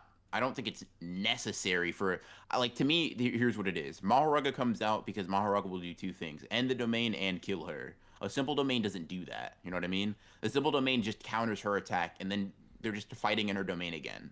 To me, it's like okay, it's a test drive for what Maharaga can do. It is killing Sumiki or killing Yorozu with Megami's technique, and it's doing that all in the quickest way possible. To me, that's all it is. I don't think Sukuna had no other choice, even within the bounds of like Megami's abilities. I think it was just this is just because he had the Maharaga wheel above his head the entire time, and I don't think he Mm. was pressed. I don't think he was pressed to need that, right? If you wanted, like, what's to stop him from like dropping a fucking? Because like I think this entire time he's been like very relaxed about fighting Yorozu in the sense that like it's not that he's not trying, but there's not this like I'm going to die feeling. You know what I mean? He's testing Mm. shit continuously. All of the Shikigami are just like, okay, yeah, you're whatever. You're just fucking with him or fucking with her, right? And to me, bringing out Maharaga is just an extension of that, like to completely void her technique or completely void her domain in a way unknown to her. Probably has an added layer of like typical Sukuna oomph, that he's shown to have. Mm. Like calling her a one-trick pony and inefficient, and like he's already adapted to that shit. Like to me, that all just screams like Sukuna doing what Sukuna does. Um, The substance and creates the liquid metal or insect armor you're using, but I've already adapted to it. Yeah. Uh, yeah, so like I guess my logic is hmm. Okay. Let me hit you with the other. There was a third match that I forgot to say. I just like it was almost such a wash that I didn't feel like saying it initially, but you've kind of convinced me. Would would your argument imply that Yuki would fare better against Sukuna like this? no, Yuki would get one shot. Really? Yeah, Yuki would get one shot. Yuki's what? Okay, so I'll just ask you this: Like what durability feats have with we the seen from Yuki? Megane like limitation, like with the Megane handicap, right, where he's fighting as Megami Oh, specifically. okay, Like okay, it's basically okay. just Like like he the can't, he's not same, just yeah, using. Okay, okay. So if you put Yuki versus Sukuna, like this, maybe yeah. yeah, no, she's not getting one shot for sure, but I think she goes down just as easily. The difference to Sukuna is so negligible, nothing changes. What do you Um, think he does with Black Hole at the end? he's already faced her mass. He just adapts to it and doesn't hurt him. Mm. And the black hole is just amplified mass, no? Isn't that just that attack or that technique taken to its utmost extreme? Isn't it's conceptually in the sense that like both of them are just higher level versions of the base technique. If Sukuna got hit once by her mass manipulation, the black hole will never do anything to him. So she's gonna bring it out, he's gonna bring out Maharaga, and then she's gonna die for nothing. The same way she did versus Kenjaku. Um, So, I mean, um, so okay. Do you have the Yorozu fight again? Because I have it above the Yuki fight. wait, above in terms of like power and shit? Enjoyability. Oh, no. The Yuki Really? fight's better. Uh, I like the Yuki fight more. The Yuki fight has more disappointment, but like the actual fight is significantly more entertaining like than this the is. fight is more entertaining, but I don't know, because the joy was different in that like it wasn't like a hype joy. It was like a man. It was really cool, see like a beefed up Niue, and it was nice seeing like Sukuna and Maharaga, right? And it was more so than anything. I really liked seeing the construction curse technique not be like dog shit. Yeah. Like I was just Hmm. like, damn, dude, Mai was really like you really felt Mai's lack of talent through Yorozu. Yeah. I Oh, was just Jesus. I I mean, I'm just like, to be damn, fair, Suguna said, yeah, you got stuck with a bad technique to begin with too. I said, damn, that that's bad, crazy. bad luck, bad luck, bad luck. But okay, so Shaz, here's my thing, right? So here's my thing. When somebody asked me if Yorozu would do better against Kinjaku, and also Yeah, no. yeah, that was one of the Um, fights that I had laid out. Yeah, because and the reason no is just because Yuki does so well, quote unquote, so well against Kinjaku because with her prep. one of her abilities directly counters her spirit Ah, manipulation in a way that Yorozu's doesn't. So it's not even like it's one of those type advantage things, right? hmm, So like where you have, I don't know, let's say you have like fucking who's some like generally strong person, Yuta. like we'll take Ishiguro, Ah, right? okay. Ishigori's stronger than Yuji, but Yuji will have an easier time against Mahito because of type matchup, right? Right. It's that specific thing. So like even if I hold the stance that Yorozu is stronger, you're is Oh, she's so you what's happening is she's getting bombarded by thousands of her spirits, and then Kenjaku pulls up and punches her in the fucking face a lot. interesting. Yeah. Yeah, I guess though it makes sense. I was just curious where you thought of we thought of like the relative power scale between the four of them. Consider like now Yeah. that we've seen kind of like the culmination of Yorozu's abilities. So yeah, the reason I think Yorozu and it's kind of hard because neither of them really do like we don't know how Kenjaku and Sukuna scale to each other, which makes this more difficult. But the thing is like, and this is if you take it there, I'm not really gonna cape for Yorozu like this. I'm just gonna lay out the argument real quick, right? Okay. But we know that like output and overall cursed energy are like the things that determine how physically strong you are, unless you're like Yuji or Right. Maki or something Right. like Yeah. that, right?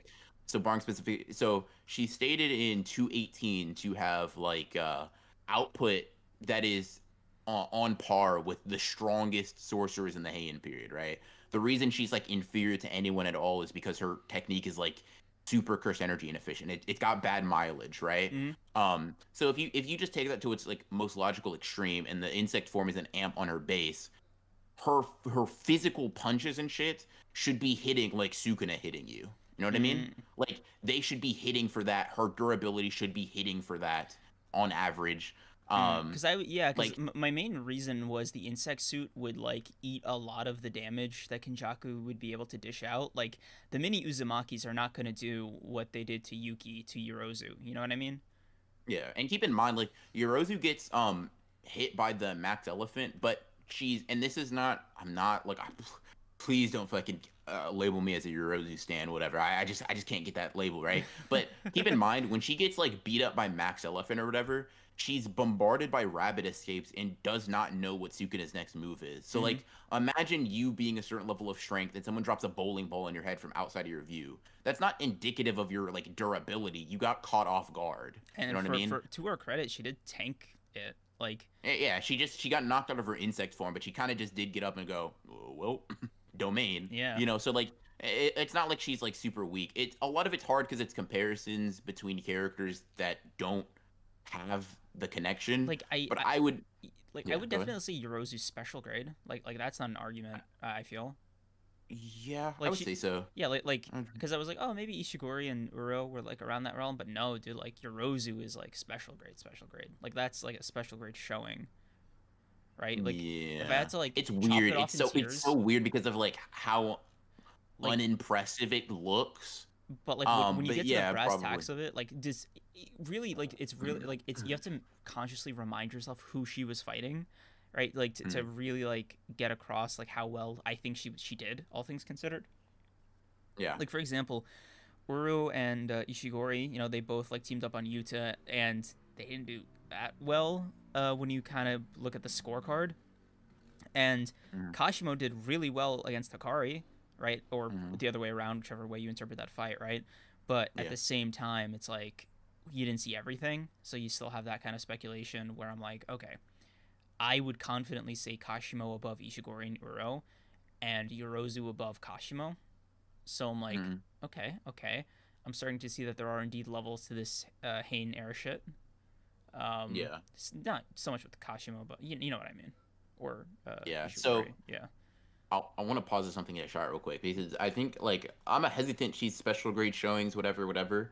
Um, but like the thing that's interesting is like a lot of the people that are like, and there's not too many people saying she's not special grade, but for anybody that is a little bit more cautious, kind of like I am, I'll just ask you this, right? Okay. Because when Ishiguro got one shot and blitzed, what did we say? And I mean you fucking doubters, Utah's done for, Utah's cooked, Yeah. right? And if you think that Yuta is literally getting done like Ishigori because they kind of stand on, I won't say even footing, they're in the same dimension of each other, right? You can't turn around and downplay your Rozu. You know what I mean? Because like it's just the case that she did better than Ishigori. Like I think we can Yeah, agree 100%. on that. Ishigori probably could not have done what Yorozu did, right? You can make Regardless of the how much argument you like that him. like Sukuna did use his original technique on Ishigori, and that was the difference. But at the same time, you know, Megami's I technique mean, was nothing to sneeze at. yeah, and I mean, Ishigori got blitzed. Like Yeah, like that's even if you want to say like, oh yeah, we can't tell Ishigori's durability. Fine, Ishigori got blitzed, right? Yorozu, I can pull up like several pages where she's reacting and not only reacting but being playful while doing that shit against him. You know what I mean? mm, Ishigori came out there was like, oh my god, is it fucking Christmas? And then just got blitzed in one shot. yeah. You know what I mean? Also, Um, Demon God, thank you for the 5. Sphere being equal to Hollow Purple in effect, but Yorozu controls volume and direction instead of only firing in straight lines. Easy top 5 IMO, Yuta 6. I can see the argument for Perfect Sphere being like a top 10, top 5 attack even. You know, it's crazy powerful. My yeah, only I'm not mad at that. hesitation to equating it to Hollow Purple is like, The person. how do I phrase this? I I feel like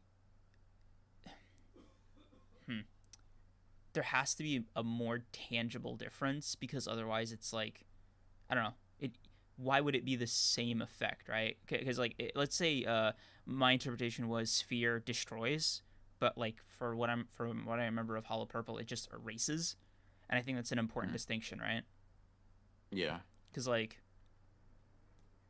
you know the end result is the same. I grant you die, Mhm. or Yeah. something gets lost. But I think like I don't know. Uh, what I extract from Sphere is mostly like, damn, dude, can Maharaga do this with purple? Like can he break it in the same way he broke Sphere? And I don't know because what exactly is the adaptation, right? Like, all right, I'll just cut this thing that like erases. It's adapting to the liquid metal that she makes because that's Right, made out of the same stuff. right, So right. it's not even an adaptation to the sphere. It's I've adapted to your liquid metal. Right. Nothing you make out of liquid metal can ever do So anything you to me think again. he like to for Maharaga to counteract purple in a similar way, it'd be like, oh yeah, I'm adapted to your cursed energy.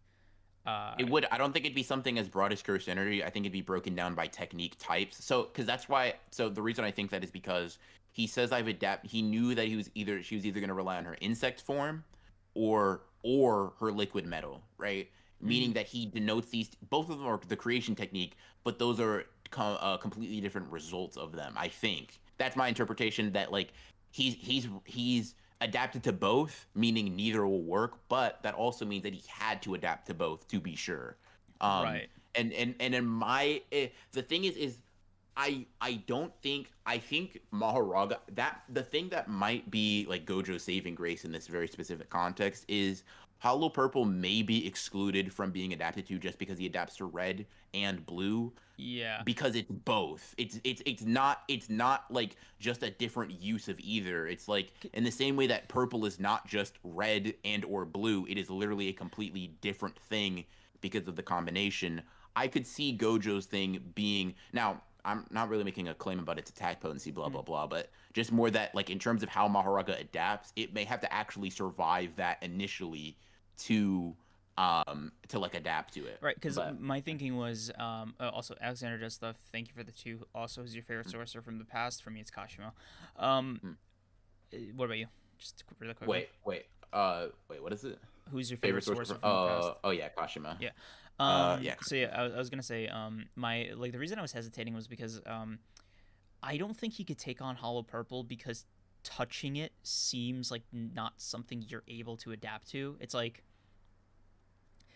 it it almost defeats the purpose of what it is. Like how I'll say this: Hanami survived it, and granted, Hanami survived because it didn't hit him all the way. yeah, that's what I But if mean, Hanami right? could survive and grow back, I don't see why Maharaga, if it like now, granted, if it hits Maharaga dead on, I don't think Maharaga surviving it Yeah. first time. Don't get me wrong, but it's sort of if it gets It's not hit about in the no same no way no. Hanami It's not did. about survivability. It's about counteractability. Like for example, you know how Maharaga just like pierced the sphere and like broke it with the swords on its arms, right? Hmm. I'm just like no, like I don't think he'd be able to do that with purple. I think he could adapt to purple's effects after being hit by it and surviving, right? That's a different kind of situation, but it's not about directly like I don't think Maharaga would be able to directly counteract the technique. It's like, okay, I need this technique to not instantly kill Maharaga, but still be able to like adapt to it. Where it's like if he ever uses it again, it's not like as big of a doomsday situation, right? Like So why wouldn't it be able to? that's the thing. So the way I visualize it is like, you know when was it the first form of Yamamoto's Bankai where like fake Yuha was like swiping the sword and the sword melted off when it made contact with Yamamoto's Hmm. Bankai. So I figured it would be Yeah. kind of like that in that like it's not like that you can't hit it. It's like it just you literally can't hit it. Like its ability to erase matter supersedes anything else. And whatever Maharaga may be, whatever abilities it may have, it's still fundamentally something that exists that's making contact with purple. Therefore, it's like it can't, right? Any and all phenomena statement goes crazy. That's all I'll say. Like uh Maraga saying like it can adapt to any and all phenomena. Like that's how it's referenced. And I'm just saying that statement to me is so much more like straightforward that it's going to be hard to argue against that when talking about it not being able to adapt to any ability. because like I don't know, there's just something about the way the story's unfolding that I'm like, okay, assuming this is the end, right? Just let's take this with a grain of salt, right? Assuming everybody's right, this Megami thing is like his official death, right? Knock wood for you. And Gege's just like, all right, time to wrap this bitch up, by Christmas, right? Mm-hmm. Gojo's getting out of the box, fuck the rest of the Five Fingers. You think this Sukuna and Maharaga, like this performance with Yorozu is like game changing for the Sukuna Gojo fight? Like Is it like game changing? yeah, Like, does it change my opinion? yeah, like No. is this like, oh damn, Sukuna and Maharaga just like did this crazy thing with Perfect Sphere? Gojo's finished. Nah. I hold I think both Gojo and Sukuna winning are both like very possible and like not probable. They can't both be probable. They're both like valid ways of this fight ending. But I've always been a Gojo's over Sukuna type of guy, and I hold true to that. I'm Even after curious what's seeing making this. you hold on to the Gojo stock. I'm not disagreeing with you. Obviously, Gojo stand all the way, but I'm just curious what your line of thinking is because you don't have, the Gojo bias. For sure, yeah. I mean, Gojo's cool, but he ain't like And he, you, he don't mean to he don't yeah. First of all, facts. And second of all, like he don't mean to me what he means to like you and I think Tessero especially. You guys be I won't say what I was thinking. mm-hmm. Anyways, but yeah, I mean, I think the thing is a lot of it is just a lot of it is narrative value and hype. Like I think so I think there's a couple of things. One, Mm-hmm. do you have Gege statement saying Gojo is meant to be the power ceiling? Blah blah Right. blah. Unless you think all of this shit is shit he did not think of before, which I Mm-hmm. think is unlikely, then that statement, in my opinion, would still hold true, and Gojo is still meant to be the pinnacle of what's possible, or at least somebody that's going to contend with that.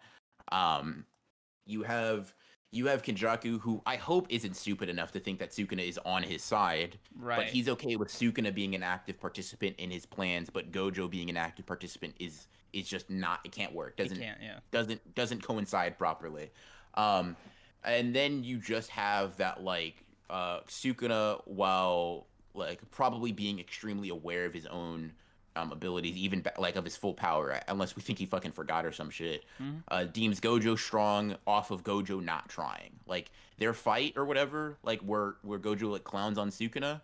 Sukuna's like, you will be the first person I kill once I gain full, Mm-hmm. like once I regain everything. And I Right. mean, Gojo didn't show shit. Like Gojo, I mean, like granted, right? Sukuna didn't either, but it's more so that like Sukuna deems him so fucking like Beneath so him. important on his priority list. It, It's more that he doesn't is my yeah. thing. Yeah. I didn't mean beneath him. Like, how do I say this? Like he considers Gojo in the first place. Yeah. Right. Um, Like you saw, he didn't he wasn't moving when Yorozu was like hugging him, in the nude. Like and Gojo like got a rise out of him. He yeah, left for an sure. impression. Yeah, for sure, for sure. King Naija, thank you for the 5. I was always a Sukuna greater than Gojo guy, but then I realized Gojo's never went all out. Yeah, we haven't. True. I'm not the biggest fan of like the never goes all out means he's like way stronger than everybody argument, but I do think it is something to bring up as supporting evidence for sure. Now let's I mean, see. it depends on how you mean going all out. Real quickly, just like Mhm. because I always interpreted going all out as like Gojo's great. To me, Gojo's greatest strength is like the ability to spam right his energy Mhm. reserves and just kind of chronically like if it ever came down to like power output whatever, Gojo always and like this is in my opinion why he's the strongest has the ability to just like go on indefinitely, right? Yeah, Like he that's just definitely a big yeah thing. he just always like outlast them out like endurance them or whatever. So Hmm. I just kind of figured Sukuna monster, crazy, right? If it ever got Hmm. down to it, Gojo can just be like, "All right, Sukuna, you've countered literally everything I've thrown at you.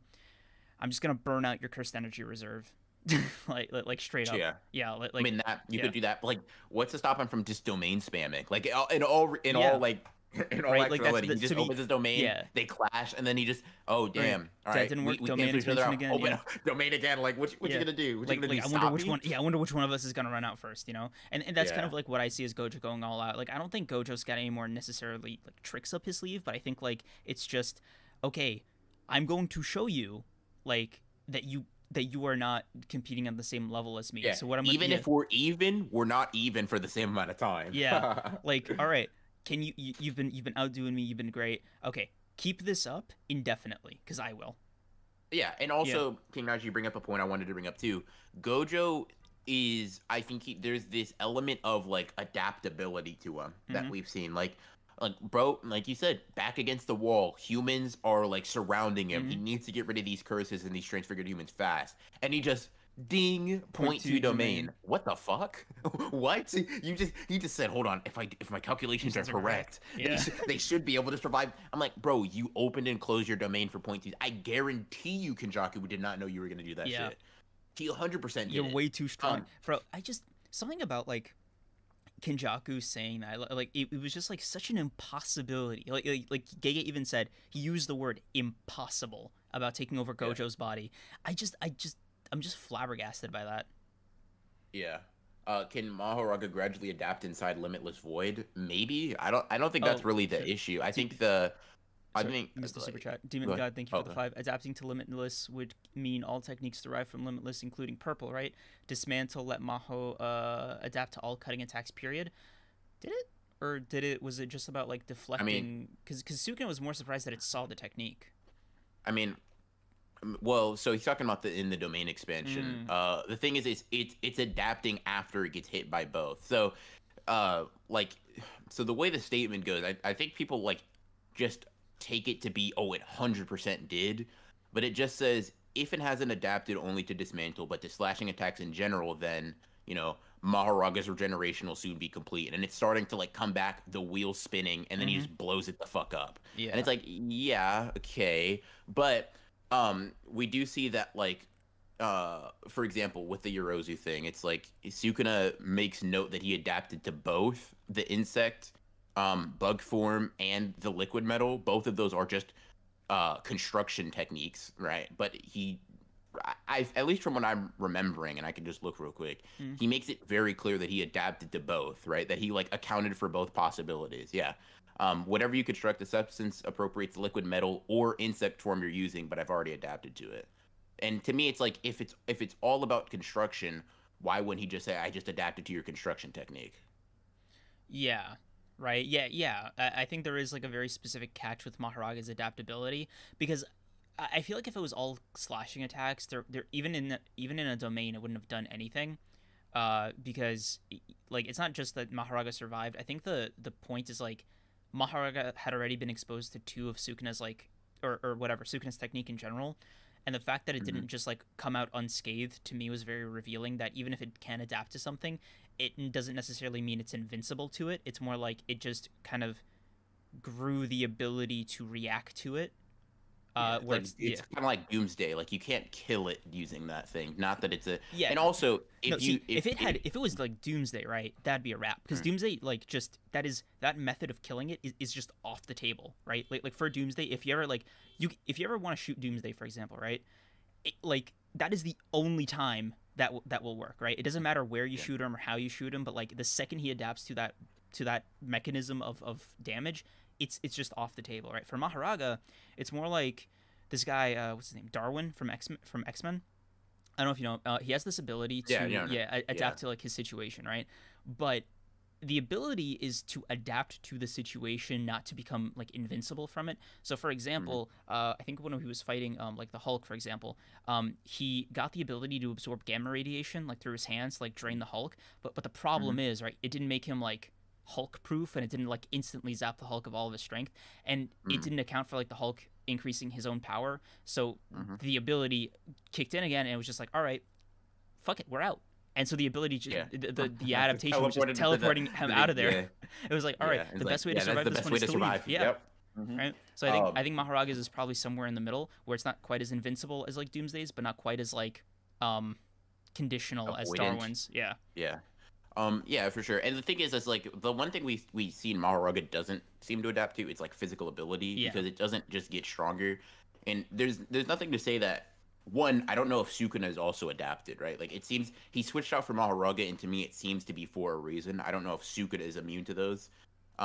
Like if Maharaga's like level of strength is set, shit, bro, we know Gojo can box, don't Yeah. we? Like, what are we doing? Like, let's not act like if it comes down to it, he's like, damn, bro. All right, you've adapted to red, blue, purple. You But can get through the yeah, limitless. I'm but just you're gonna not have to adapting to these avoid you hands, and dude. start. I'm just about to start to have to. I'm just gonna get to punching on you, Yeah, bro. What like, you want me to do? and that's the thing that like I'm curious about with Maharaga because like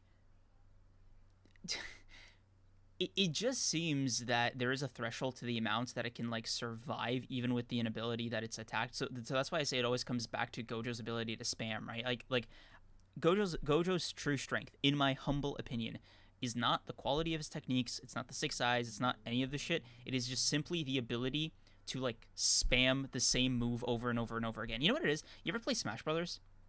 Yeah, You know when somebody keeps yeah. spamming like a long range attack PK and fire. yeah, Oh, shit. and it just keeps you at the edge of the fucking map and you just can't jump Mhm. out of it. It's just like and they're like they just like burn out your XP, not because like they're a better player, they just keep catching you at the right time intervals and spamming it, Mhm. and you just lose off of like repetition. That's what I think Yeah. Gojo can do.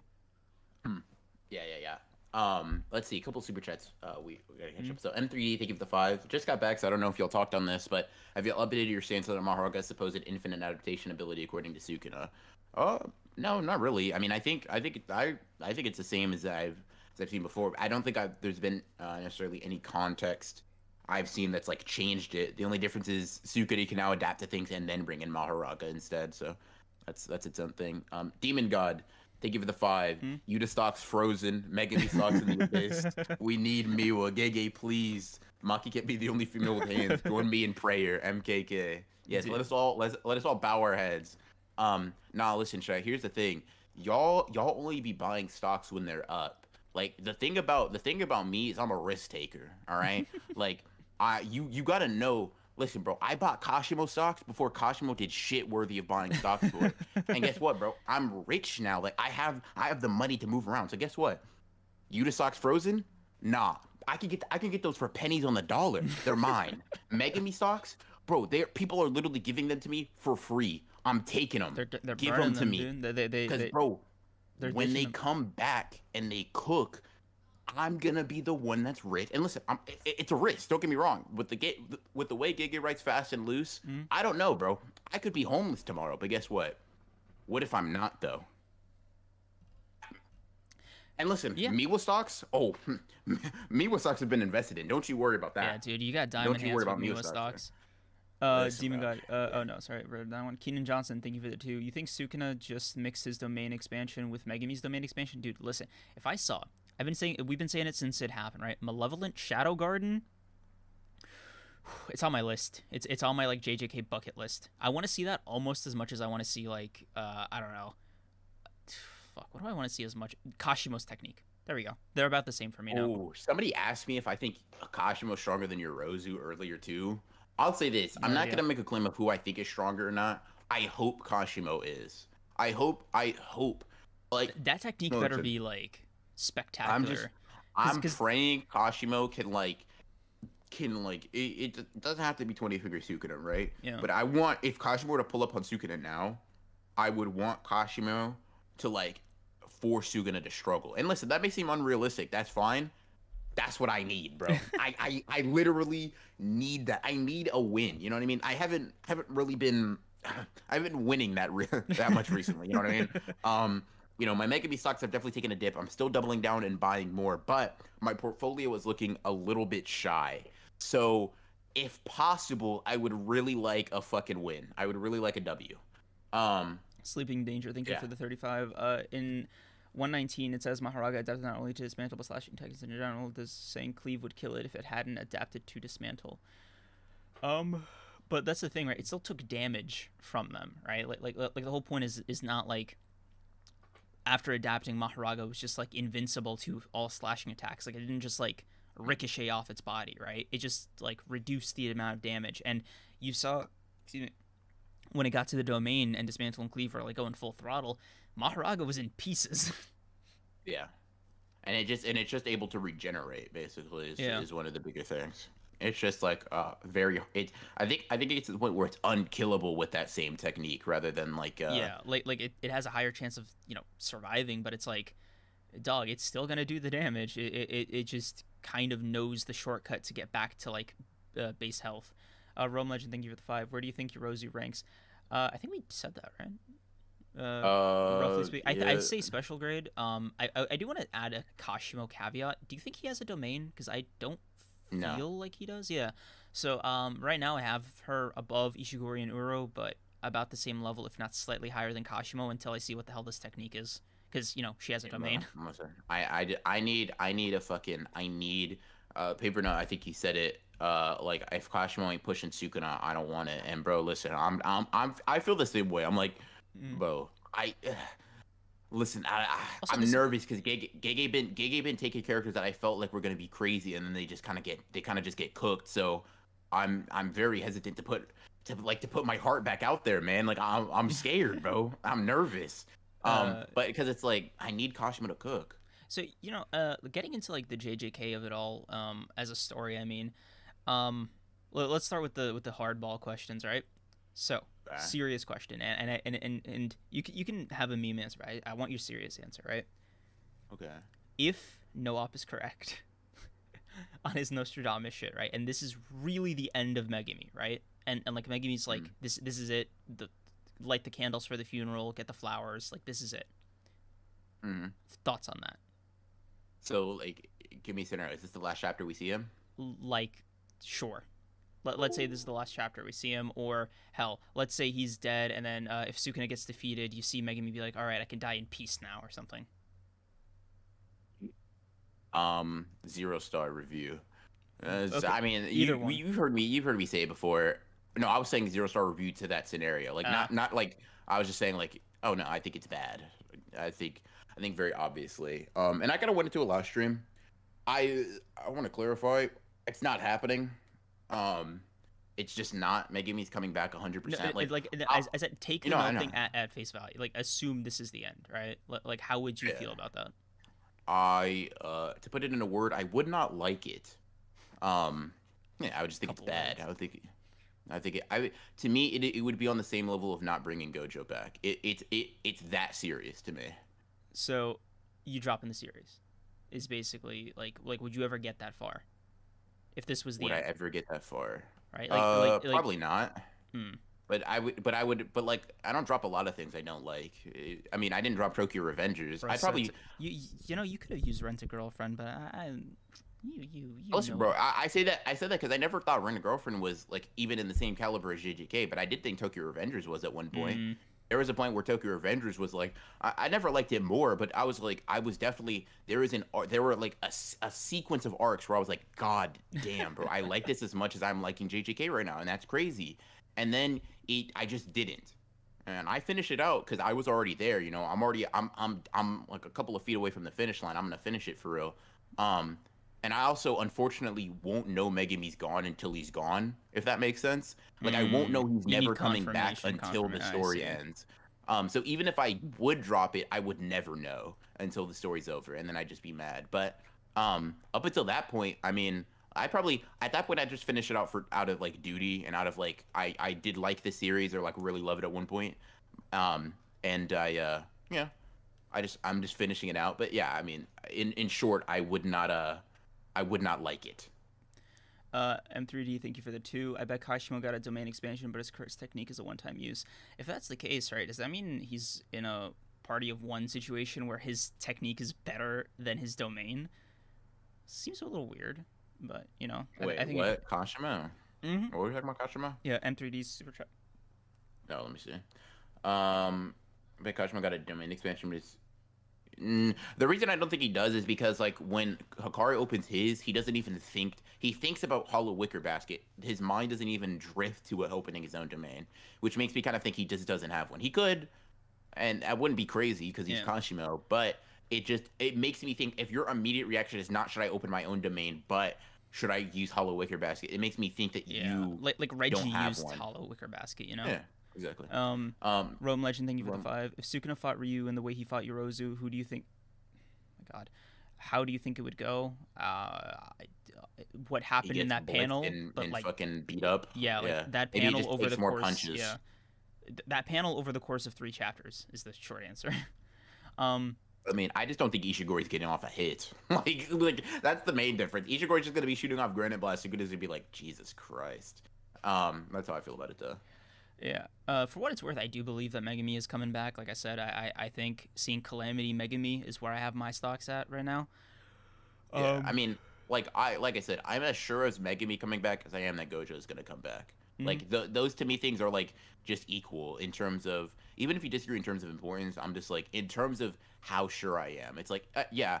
Listen, Nobara is shaky. I think she's coming back. Shaky though. Shaky, Gojo, I'm right. like, yeah, of course he's coming back. Duh. And I feel the same way about Megami. All right. So, like, kind of addressing the elephant in the room. You know, every week, I think we have to have this. We have to revisit this, especially at the end of fights. All right. Hmm. The end of JJK. All right. Tis Yeah. looming. Right. Tis over yonder, as they would say, as the youths Mhm. would say. Is that the prompt right there, or just the ending? What about it? Um, Specify for me.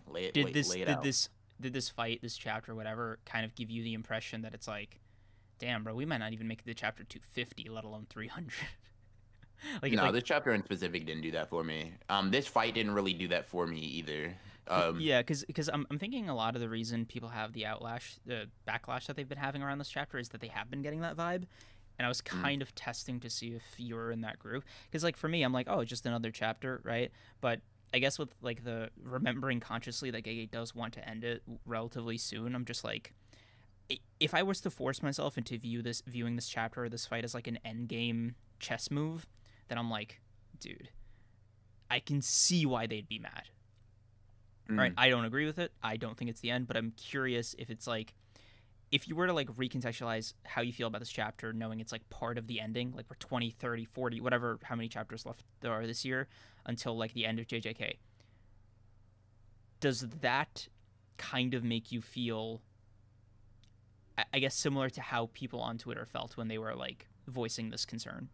Like, does it I make it mean, more just understandable, I guess? I have that like I'm under the assumption Gege is going to end the story, probably before he gets like because of that thing. I'm under the impression he's going to end it before the year's out, or maybe by the year's out, or like early next year, some shit like that, right? So that's the impression I'm under. This fight just did not make me think that even more. So like certain chapters did.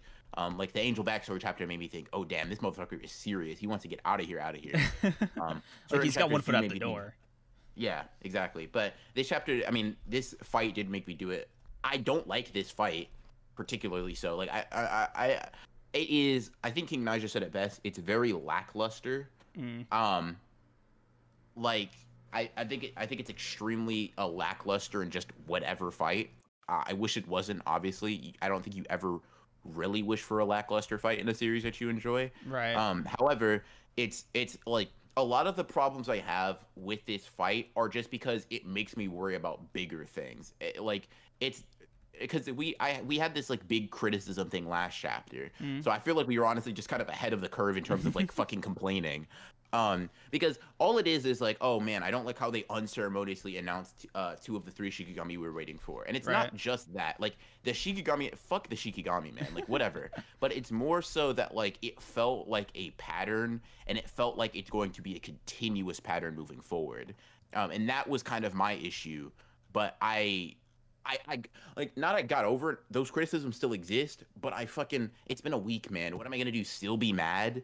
Like it's a problem that I have. I'm gonna keep reading, hoping that it improves. If it doesn't, shit, we're gonna have to bring it up again sometime. But if it does, we get to be happy about JJK again. Yeah. This just feels like it's kind of whatever. And within the scope of this fight, I've already resigned myself to me not liking it. So Mm. this chapter being subpar is just like, duh. I'll put it perfectly, right? I'm not comparing these stories. I'm not comparing these calibers, right? Because you guys know how I feel about it, right? But I don't get super upset about a Black Clover chapter being ass. Why? Because I know how I feel about Black Clover. Mm. I have the expectation set. I know what this is. I know what this setup looks like, right? You Why know am the I gonna get? routine. I know the routine. Why am I gonna get upset at a 5 out of 10, acting like a 5 out of 10? That's that's what I'm here for. So once again, within the scope of this very specific fight, I realized kind of early on, or really not early on, last chapter, I was like, oh wow, there's probably nothing I can do that'll make me like this. Let me reset my expectations of regular Gege to 6 out of 10 fight. Cool. So when I got a 6 out of 10 fight ending chapter, I looked at it, I'm like, duh, this is what I was expecting. This is all it was. And more power to the people criticizing it. Like that's fine. I'm with you in spirit because there are things that I have problems with. Dot dot dot. I do think some people are being big babies and or their criticisms just suck. Like it's one or the other. Like not one or the other. There are some people that are making valid critiques and arguments.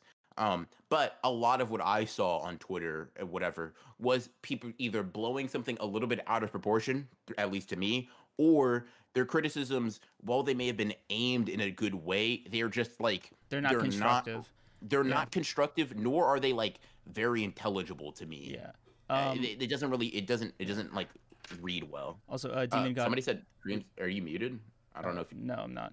Okay, cool, Yeah. cool, cool. Someone just in chat said. Demon God, thank you for the 5. Just got off the phone with Gege and this insider training, and this is insider trading. But I'll take one for the team. He told me to invest in UG, Megami, and Yuta Awakenings. Bet.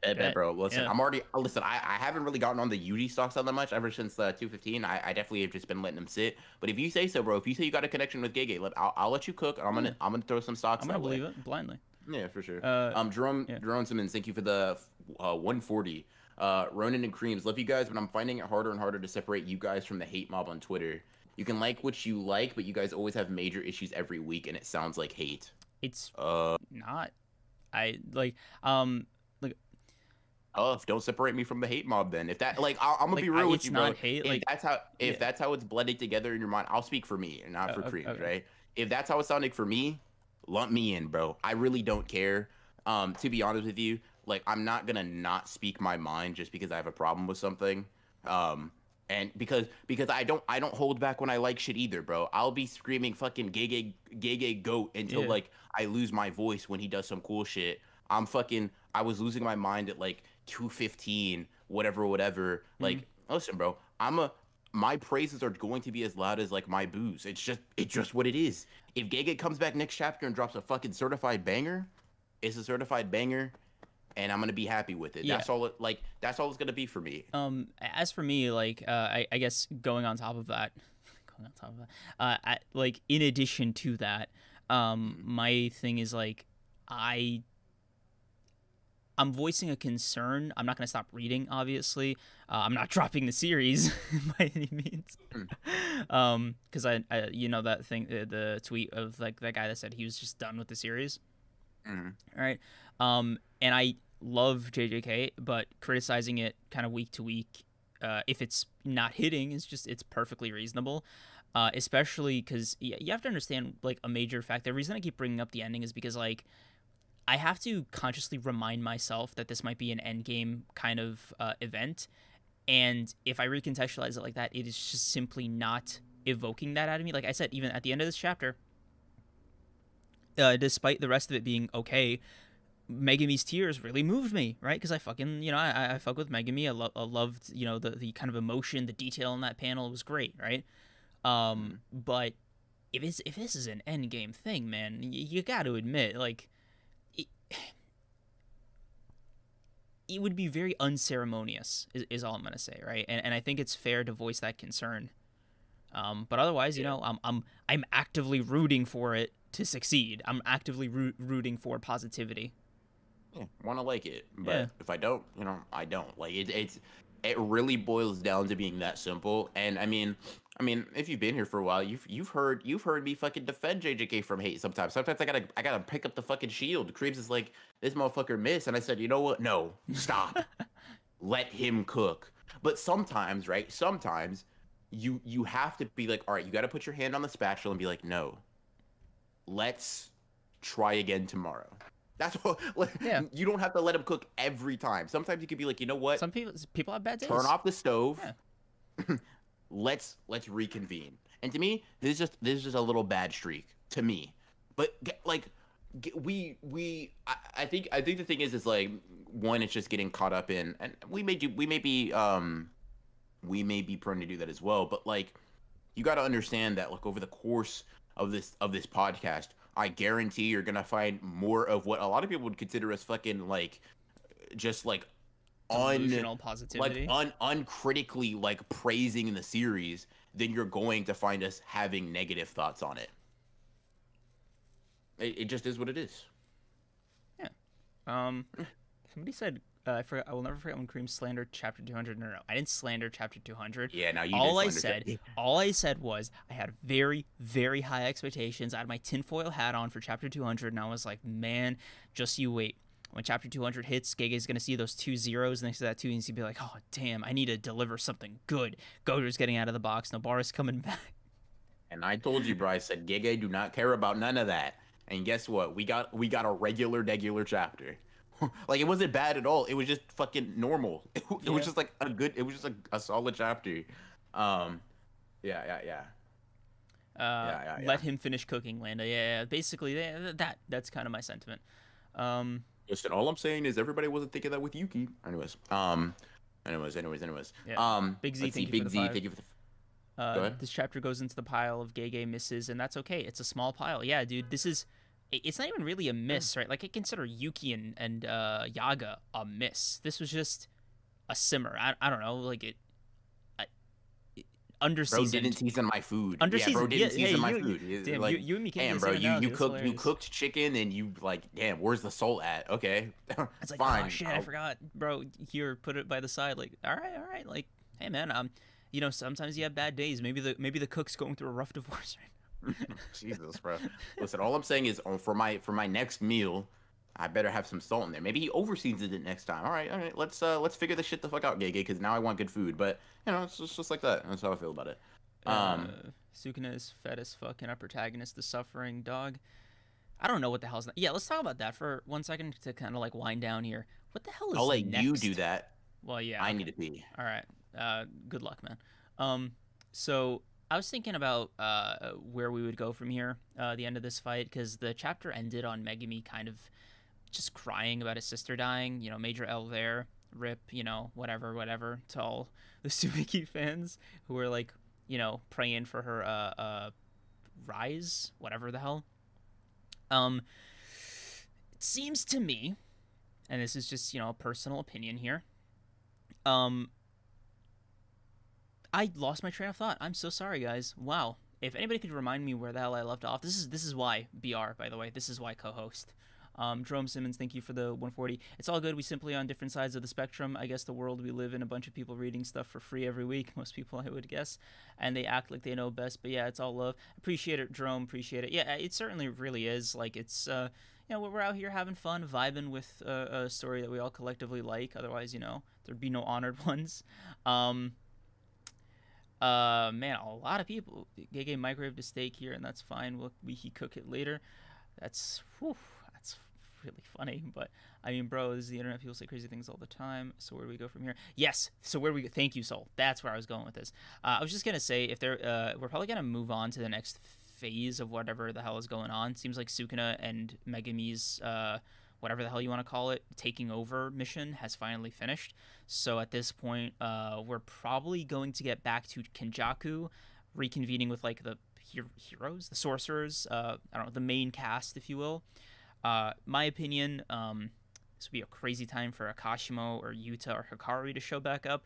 But I would be equally as satisfied if Kenjaku came back or something along those lines. But I think generally I don't want a fight chapter. I think I'm settled on that for a bit. I do kind of want to get like a status update, mainly on the Culling games. I'll be real. I just want an update on the fucking Culling games. Like that is the only thing I want. And if next chapter delivers an update on the Culling games, Kenjaku, like everything going on, the bomb or whatever the hell, then I think for me that's like the peak like things that I want answered in the series so far. Welcome back. Yeah, what up?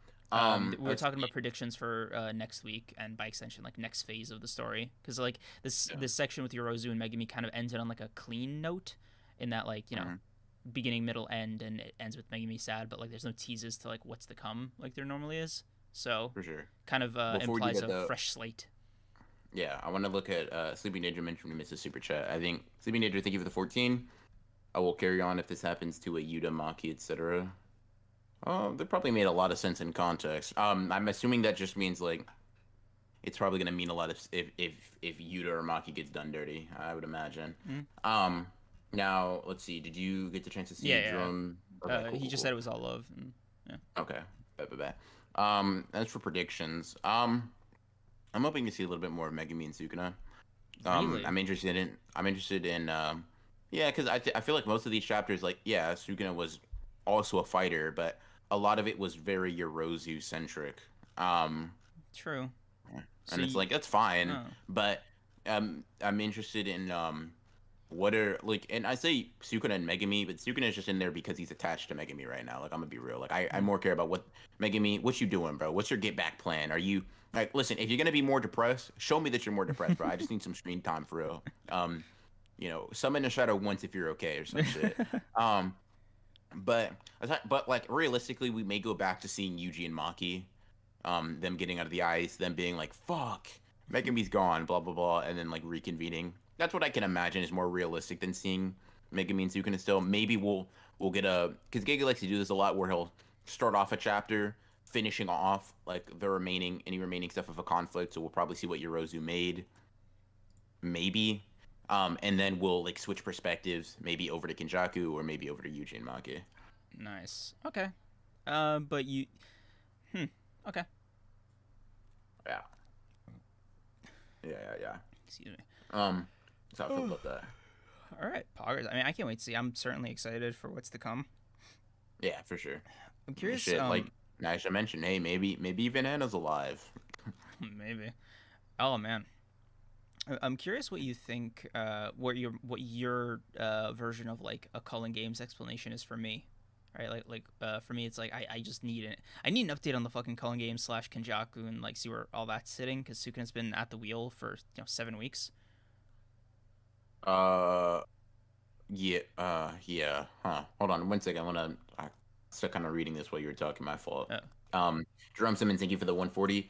BR and Greaves, what happens next? Put your asses on the line. When is Gojo free? How does he get free? And the way Gege just put Sukuna on level 1000 and everyone wants to know what chances Gojo stand. I'm finally scared. Bro, this being the chapter to scare you is... You had a lot of Yorozu stocks. It's nuts, bro. I'm gonna be... listen, I wanted to sugarcoat it. Listen, if you're scared, bro, bring it in. You know what I mean? Yeah. Like, it's okay. I built a community. The fearful JJK fans. All right, we can accept you into the fold. Group, yeah. We can give you therapy. You know what I mean? We're gonna talk you through this. But this chapter being the one to do it is interesting. One of our biggest things is don't judge what chapter the fearful on. So we'll let you in there, and brace you. But it's kind of crazy because there have been a bunch of chapters that I think you should have been more scared for. But for sure, Gojo's getting freed. When he needs to, or when it's absolutely like, or honestly, the funniest way Gojo can get freed is Kenjaku winning and being like, "All right, Gojo, you can come out to see what I've done. Doesn't matter if you kill me." Yeah, Tessera mentioned that to me. Like if you think round deer, it can like negate techniques. That's what it's fucking called, man. I don't know what you want me to do about that. But yeah, yeah. And it's just like cool. And then he just opens. He's like, "All right, yeah, I said I would fight you. I want my fucking, I want the ones right now. put your paws up, motherfucker. So far you're 1-0, right? I'm about to even the score out. Like, you know what I mean? That's kind of how I see it. When he gets freed, I don't fucking know. Also, Naija, listen, saying Yuki being the new Tengen is copium, but thinking Angel getting her fucking half her body ripped off and going splat is nuts. I'll say that. Listen, we gotta stick to, if we're gonna hold out hope, we gotta do it all the way. That's all I'm gonna say. Let's see. It goes my hopes to see a vampire or werewolf curse spirit. I could just imagine him snapping his fingers like, damn, darn. Well, there goes my one hope for JJK. Yeah. I like that. That's funny. Yeah. I will say, on a completely unrelated note, want to give an update on Honor One's book club because we skipped it. BR and I did not do our homework, guys. Sorry, busy week. You literally could have just left it, actually. Yeah, but no, we gotta hold ourselves accountable, dude. No, I mean, actually. you actually offered the explanation. BR has been, conditioning, for his soccer career, and I've been conditioning for my fucking chess career, apparently. Which I guess like a small update on that, dude. I gotta commit to it. I simply need to study more chess openings and get better at like seeing checkmate. Cause like, dog, I thought it was pretty good at puzzles, right? I was like, the second I start seeing how these pieces move, ooh, I'm gonna crush it, dude. I'm gonna watch out, Magnus Carlsen, here I come, right? Mm. And then I watched a for real like chess match between grandmasters. I don't know if you ever watched one of those. You can know how every single piece moves, right? You can understand a basic tactic, right? Mm-hmm. I would not be able to sit here and explain to you a single move. It is like watching. It's like looking at like a physics theory. Like I don't know how to describe it to you. It is like, it's so crazy to look at that you're just like, how I didn't even. We're all looking at the same 64 squares. How the fuck did he do that? I didn't see that. It did. He didn't pull it out of thin air. What the Yeah. fuck? How are they doing this? And it's like, I was just in shambles, dude. I was like, there's no fucking way. Like, there's this line a friend of mine told me, slash my chess coach. He said, every single time a piece is moved in chess, it basically remakes the entire board's positions every single time. Like whatever state the board was in is just drastically altered the second any piece is moved even one square. Just changes the entire thing, and I saw it for myself, dude. Oh my god. Yeah. I was in tears. I was like, it, it, Broke down at the beauty of chess. I'm sick. yes, dude. I mean, you didn't break down at the beauty of soccer. No, Insane. I broke down at my own weakness. Nah, with the Igaguri realization made me decide I was like, never again. So did you ever get that football season 1 recommended? Like, did somebody ever put you on? Kinda, yeah. There are a lot of replies. So yeah, I'm kind of working my way through it. Cooking. Yeah. So short answer, yes, I did get the football season 1 recommendation. Well, share with the class, bro. How do you get started? Start watching fucking random games until you decide what type of teams you like. I knew you'd say some shit like that. Of course you would. Like, that's so in character for you. That's literally not my opinion. That's what I was told by people who really be watching this shit for real. Which you want me to do? Disagree? No, that's not the right way. What? A chess Clearly manga would they go know what's crazy, up, dude. though. A chess manga would go fucking crazy because there's another thing of chess that like I'd like to also share with you guys. So there is a emotion behind moving pieces, and it's only something I recently like started doing myself, where it's like, God, it's so hard to convey if I don't have like a board in front of me, but it's basically like, if let's say a queen is cornered, right? But there's one safe square among like enemy territory, and you move it into that safe square in enemy territory instead of getting it completely out back into your territory.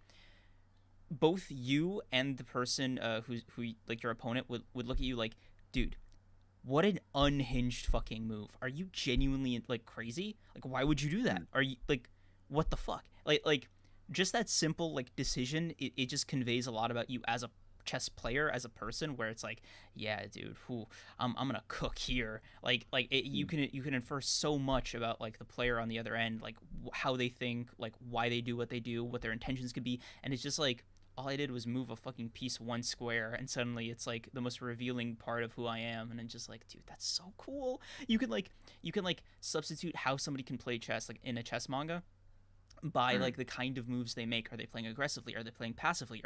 Is it a complex position? Are they trying to simplify? Are they trying to trade off constantly? Like are they better at endgames? And it's like you could just like there's so many fucking possibilities, and it's so cool. Interesting, but listen, yes, there we go. Yeah, bro, I understood everything you said there. Appreciate it, man. I appreciate it. Play chess with me, please. Play soccer? Sure. Yeah, no, the oh second hell no, bro. The second we link up, bro. Yeah, nah. See, the barrier to entry is different, bro. The barrier to entry is different. Let's see. Dex, thank you for the 5. Random question: which Berserk take is worse? The Griffith did nothing wrong take, or the Berserk manga is fan service take? I'll get you the worst one. Berserk. No. Never mind. Don't I'm commit gonna to a cancel. Berserk. Don't do it. I looked at the amount of people. I said, damn, that's a little bit too many people for me to say what I was about to say. My client pleads the 5th. Like. Yeah, nah. Griffith did nothing wrong. It's just a really bad take, guys. So don't say that. So everybody keeps asking about a BR face reveal, and I don't know why. Who's everybody, bro? Is it just one person? Face reveal. Oh, it is one person. Damn, Mark. Bro said the entire chat is asking for it, and meanwhile it's one guy. Yeah, I just want pattern recognition for like chat instead of username. That's hilarious. Yeah. BR, are you handsome? No, he's not. Thanks for asking, though. Cream. I'm kidding. Because we're friends, I'm not gonna cook you the way I want to. Bro. He's a smoldering Adonis. All right, is that what you want to hear? Actually, I would appreciate the thank you. That actually boosts my confidence a little bit. Thank you, man. You're welcome. Smoldering, huh? Yep. Mm. I'm gonna add that to my vocabulary. Look, if there's one thing I can say about BR, I'm gonna not commit. I thought about it. I'm gonna stop on that I was note. about to say, Yeah, like, no, I don't I think you had it gotta right the go first too time. Yeah. far. Yeah, no, I think your adjustment was okay. Um, Oh, yeah, no, okay. We the got a adjustment was second guy in definitely chat alright. asking. Woo, Oh, damn, bro, that's crazy. That's nuts. dude. When do you think Broken Ronin's doing a face reveal? Between us, um, I don't know, man. I think he's again, dude. I do not want to commit to any of these. I keep starting it. I keep thinking about it halfway through. I'm just like, nah. Yeah, bro. Listen, I'll just say, just if you, as long as you keep thinking before you speak, you shouldn't say anything too wild. Just use the brain for Yeah, real. like the stream, guys. Um, you know what Sleeping Danger BR is Sakari IRL. What do you mean by that? what do you mean by it? That's so What do you mean by confusing on that? so many levels. What similarities do you see? I'm curious. What similarities do you think exist? So, Anyways, uh, like, smoldering just like Joe Goat for real. Yeah, you get it. Zaki Lamech, you understand. You know ball. damn, Um, like this the mods are just gone, dude. Where'd you guys go? Oh my god. bro said cook him, kill him, get him out of here. I'm sick. um, Um, damn. nah, but Okay. yeah, I mean, Yeah. you Uh, looking forward to the next chapter? yeah. I'm looking forward to a couple things. One, Mm. looking forward to sinking my teeth into Call of the Night more. I did read the first chapter in a panic before I got in VC with BR because I didn't want to be caught with my pants down about like not doing my homework. But then he hit me Mm. with the I didn't watch a single episode, and I was like, "Fuck, let's go, dude." Um, Yeah. I, hmm, what was I trying to say? I don't know. And no, Nerve, I'm not fucking light skinned. Don't start fucking narratives, man. This shit's weird. Um, yeah. I would like one podcast without BR dogging on Creams, but knowing Cream's track record, it'd be impossible for him to say some whack shit. Listen, bro, I could go. Listen, here's the thing. If you wanted me to be nice, like to Creams the entire, not friendly. I'm friendly all the time, right? But nice, kind even to Creams the entire stream, I guarantee you would be less entertained. I, Look, I'm gonna be honest with you guys. I need somebody to keep me in check. All right, you have no idea what BR does for me. All right, the look, bro. The only reason it's not you don't see me like versus all the One Piece YouTubers every single day is because of him. Jesus, bro. The trajectory of your entire life would have gone different, bro. Dog, Um, I shit you not. I was on one of Bushamo's streams, just like casually. It was like a couple people there, right? You weren't there, and I was like, "Yo, Bushama, since we're alone, we were streaming. Let me tell you about some One Piece YouTubers that I fucking hate." bro, I bro. I managed to avoid saying any names, but damn, dude, I don't know, it just came out of me. I was like, all right, BR is not listening. Yeah, Let me bro, cook. you gotta relax, bro, because like you gotta relax. Listen, certain fan bases, they'll die. They'll just die about it. They'll just kill you. So you know, Like, it feels like BR is like the Hoover Dam to my whatever body of water that is, right? You know, yeah, something, a lake or some shit. right? Um, He keeps me see, in check, keeps me honest. did you just? God, did you just compare me to? I hope Sengoku is the cooler one, bro. Because bro said I'm Sengoku and you're Garp. I really hope Sengoku is the cooler one. About equal. They're both. I don't know. Oh, okay. It's weird because like they're both basically retired old guys, but Oh, I appreciate it. Like they're both legendary. Garp is slightly more legendary as like a marine, but hmm it's I don't even know. Like they're about equal to me in terms of legend. yeah. I need BR to hold me back from myself, dude. Literally, like, yeah, okay, bro is about to get cooked. Listen, Look, the amount of times this motherfucker will mute and be like, "Can I say this?" And I'm like, "No, you can't say that." Like, bro, listen, the harshness, one, it's funny, but two, sometimes it's necessary, bro. Sometimes you need to slap the hand away from the stove. Like, dude, stop. Don't don't do that. Look, y'all see this stream, this podcast, and you're like, man, BR and Creams are really going 1v1. No, what you're seeing is me going 1v1 with myself and BR being the referee. Like, all right, getting too crazy there, getting too crazy there. But yeah, Get back to the corner. Yeah. BR is the I'm a foundation. jailer. That's crazy. That's nuts. Cream spill. You hate the chat. The I chat. don't know will who you hate and talking about One Piece YouTubers. Don't rise to the provocation. Oh, dude, I was excited too. I like got a gleaning in my eye. No, yeah, I know you did. I know you did because you got quiet. You got quiet. I could damn near hear you breathing as you're thinking about which one to talk about first. No, Sleeping Danger, don't do that. Because listen, when Creams lets out a fucking twit long and he's like, I can't be online anymore, it's gonna be because of you, all right? So like fucking the One Piece YouTubers have ran me off the platform. Dude, like we can't. Like I can't even have them in my drafts. I was like, there was one point where I was like, maybe I should buy Twitter Blue or something, like just get it all out and then delete it in like 1 second, or maybe like a twit longer. But then I was like, no, I can't. Bro, that's unhinged, bro. It's never worth it. I will say this about the One Piece YouTuber scene broadly without naming any names. Is that cool? Jesus, listen, bro, listen. Mute. Tell me what you're thinking, bro. Okay, tell me I'll what mute you're and like I'll like run it by you. This motherfucker is really trying to. This motherfucker is really trying to get cooked, bro. Yeah, you go. What do you? What's the idea?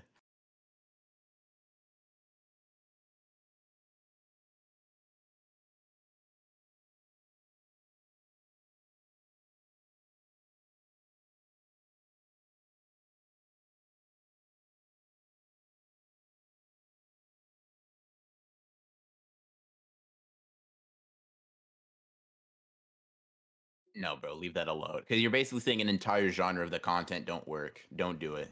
All right, fine, Also, guys. I'm not one of them, to. I won't say who. I won't say who. I'm gonna DM it to you. I'm gonna DM it to you. Okay. Rechat real quick too. Okay. Just send me a blue lock panel. I just saw that.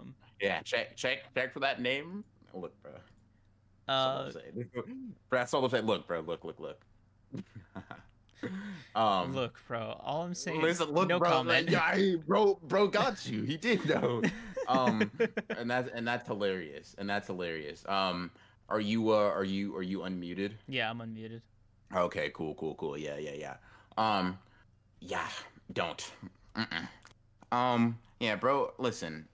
It would be safer for me to say shit because the underlying reason is always going to be I don't like One Piece, not the people talking about it. You like One Piece, so you being like One Piece creators, blah blah blah. Mm-hmm. It's over for you, yeah, bro. It's because when all it takes, because the thing is, we're not that like it's not like oh man, we're like these like 1,000 viewers, someone's gonna show them, but all it takes is one slip up, bro. All it takes is that one. I know. This person saw it. You're done, dude. It's over. Like you have no idea, dude. It's like every time I see a fucking One Piece YouTuber, it's like writing names in the death note for me. I'm just like, bro. We got but like one. in Minecraft though, like not for real though, like for real. It's just a joke, and it's also One Piece. I don't get that serious. Speaking of kind of me, I guess while we're on the topic, I'm editing a video. Yeah. Oh. Yeah. My God, bro. And unfortunately, it is a bit your fault. So what ended up happening was we were on Bushamo's stream, and BR made a joke about wanting to see an upload in like 1 or 2 weeks. For some reason, it cleared out a lot of the cobwebs. I'm like, cool, I have a deadline. Damn, bro. I just started working on it. I'm still I'm editing it right now. It's not like close to done, but it's just like, damn, dude. Whew. There are a couple of videos that I really want to make now. Just for the hell of it. I have a couple. I don't mind like teasing some of them now. Like one of them, I just got to make a Family Guy one. I saw it. I sent you the YouTuber, right? So this guy made got a lot of views off Family Guy videos, and it felt like I felt like my house was robbed. I don't know how to describe it. I felt like Sneeko, dude. Like I was like, whoa, no, dude, Sneeko from like his specific memeable situation. No, I know. Okay. I was reacting to that. Oh, okay, you understood. Jeez, Dude, he did a lot of stuff. I don't know. I Jesus, wanted to make sure. bro. No, as soon as you said house rotten, bro. Dude, he was just like, I was Jesus, just like, nah. you didn't even give me a chance to stop you from Yeah. saying that, bro. Just boom, just unleashed that one, Okay, bro. you know, I'm sick. yeah, I got, but you see, guys, that's what BR does, right? Like that one, that I was one of the ones like he my missed. Yeah. I should have got that one, bro. But like I did, there was no buffer. It was just felt like I got my house robbed. Okay, that's crazy, but like it's still stream. And I was like, hey, bro, come on now. So that's crazy. But like But it here's the was, thing too. but Go like I ahead. disliked it, unlike him, right? Like the whole point was like, it should have been Oh me, my dude. It god, should have been bro. me. He's like, I simply can't let it stand. Like, how could he do this? Jesus. How could he do this to me? Like, how could he do it Ah, without getting my permission? You know what I mean? Like it felt like, you know how like when you're the gatekeeper and like an interlope. You know what I felt like? I felt like Geen hmm, when when Ichigo was coming through the gates of the Serite, bro. right? I gotta push him back. Hmm. Yeah. Um. Jesus. Family Guy video is the short answer of what I want to make. Bro, I couldn't. I'm sorry, Chad. That see, well, like here's the thing though. Here's the thing though. For every one of those that get through, there's 15 to 20 that I stop, like with excellent efficiency. Like Chad, imagine if he said shit like that, but like all the time. That's what me just being nice gets. Oh yeah, Cream, just say what's on your mind. No, don't. Do not. Also, somebody compared you to Kid and to me to like someone that I don't recognize. So I'm assuming they're ass. They called me Killer, bro. Should I Insane. ban them? Should I Insane. ban them? Is that a bannable That's a offense timeout offense, is what that is. for me or you? Because Kid, I know For Kid got him. like fucking bullied. No No, one. no, I'm saying is it more disrespectful for me to be like Killer or for you to be like Kid? Well, Kid is the captain, Oh but nah, but bro. but Kid he got washed, waxed, waned so easily, so What's that directly, waxed and waned? so embarrassingly that it was like it caused ripples in the community because of how bad it was. Killer is the second mate. The guy is the only reason that Kid isn't fucking dead from that one shot because he stepped in to save his captain. Killer's a fucking hero. Judy, huh? Interesting, So it interesting. depends on like, yeah. All right, bro. I guess I'll let you live. But that was. I know all I know is that Kid was a bum, and if you're comparing him, oh no, no, I'll let you slide for now. Creams is Usopp. Wow. I don't know how to feel about that, but Yeah, Creams, you dug a hole and buried yourself before Ronan even perceived it, bro. Like, cause there was just no buffer. There was no should I say this, should I not? It was just I feel like I got my house robbed. I feel like blank, and I'm like, bro, just no time to cook, no time to stop it, just boom. Um, yeah. Yeah, I sorry, chat. I thought it was like a clever parallel, but I realized there were some gaping holes in there. Mm, There, I that was not on purpose. I am so yeah, sorry. bro, you gotta come on, man. Like, and chat, this is what happens. This is what happens as time goes on. My actual like ability to stop these things gets like slowly like decreases. You know what I mean? Um, so Kareems, I'm gonna need you to think before you speak, bro. You gotta raise your hand first. All right, all right. Um, yeah, I'll run them by the filter. You know, we got a good yeah, system in bro. place. You go ahead and do that, man. The other Give me videos, perception. We're trying to that uh, one. Yeah. this one is I guess Liv's fault. Hmm. So I have always wanted to make a Doctor Who video. Because like they're very episodic, so I can just pick a random one and kind of cook there.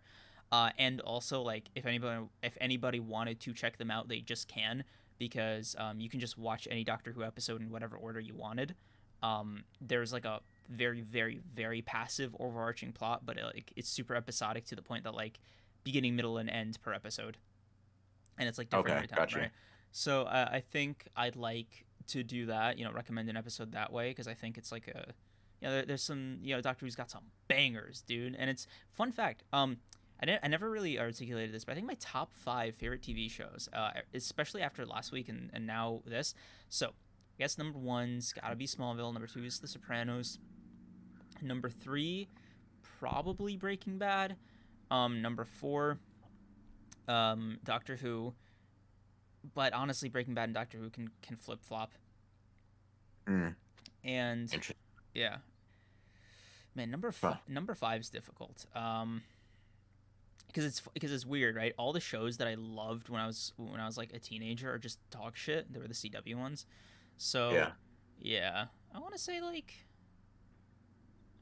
oh, The Boys. What am I talking about? The Boys. Yeah, The Boys is top five. yeah, Okay. Okay. number five. Yeah, Good. Good. Good. Do you think? Do you think? Um. yeah. That's my top Yeah. five. Live action shows. I think I want to do a video on all of them. I remember in season four, yeah, I think it was season four. When season four came out of The Boys, I was like, sorry, season three with Soldier Boy. I Yeah. was like, man, a small little video essay would go fucking crazy, but I was like so cooped up in like the anti-tuber headspace that I was like, I can't make that. But I think ever since I made the Breaking Bad video, it's like, yeah, dude, I can Freedom. fucking make it. Yeah, right. Yeah. So, next video is gonna be about the Fairly Odd Parents. Like, Yeah, bro's just expanding, unfurling, and he's really blossoming and coming into his own. That's good.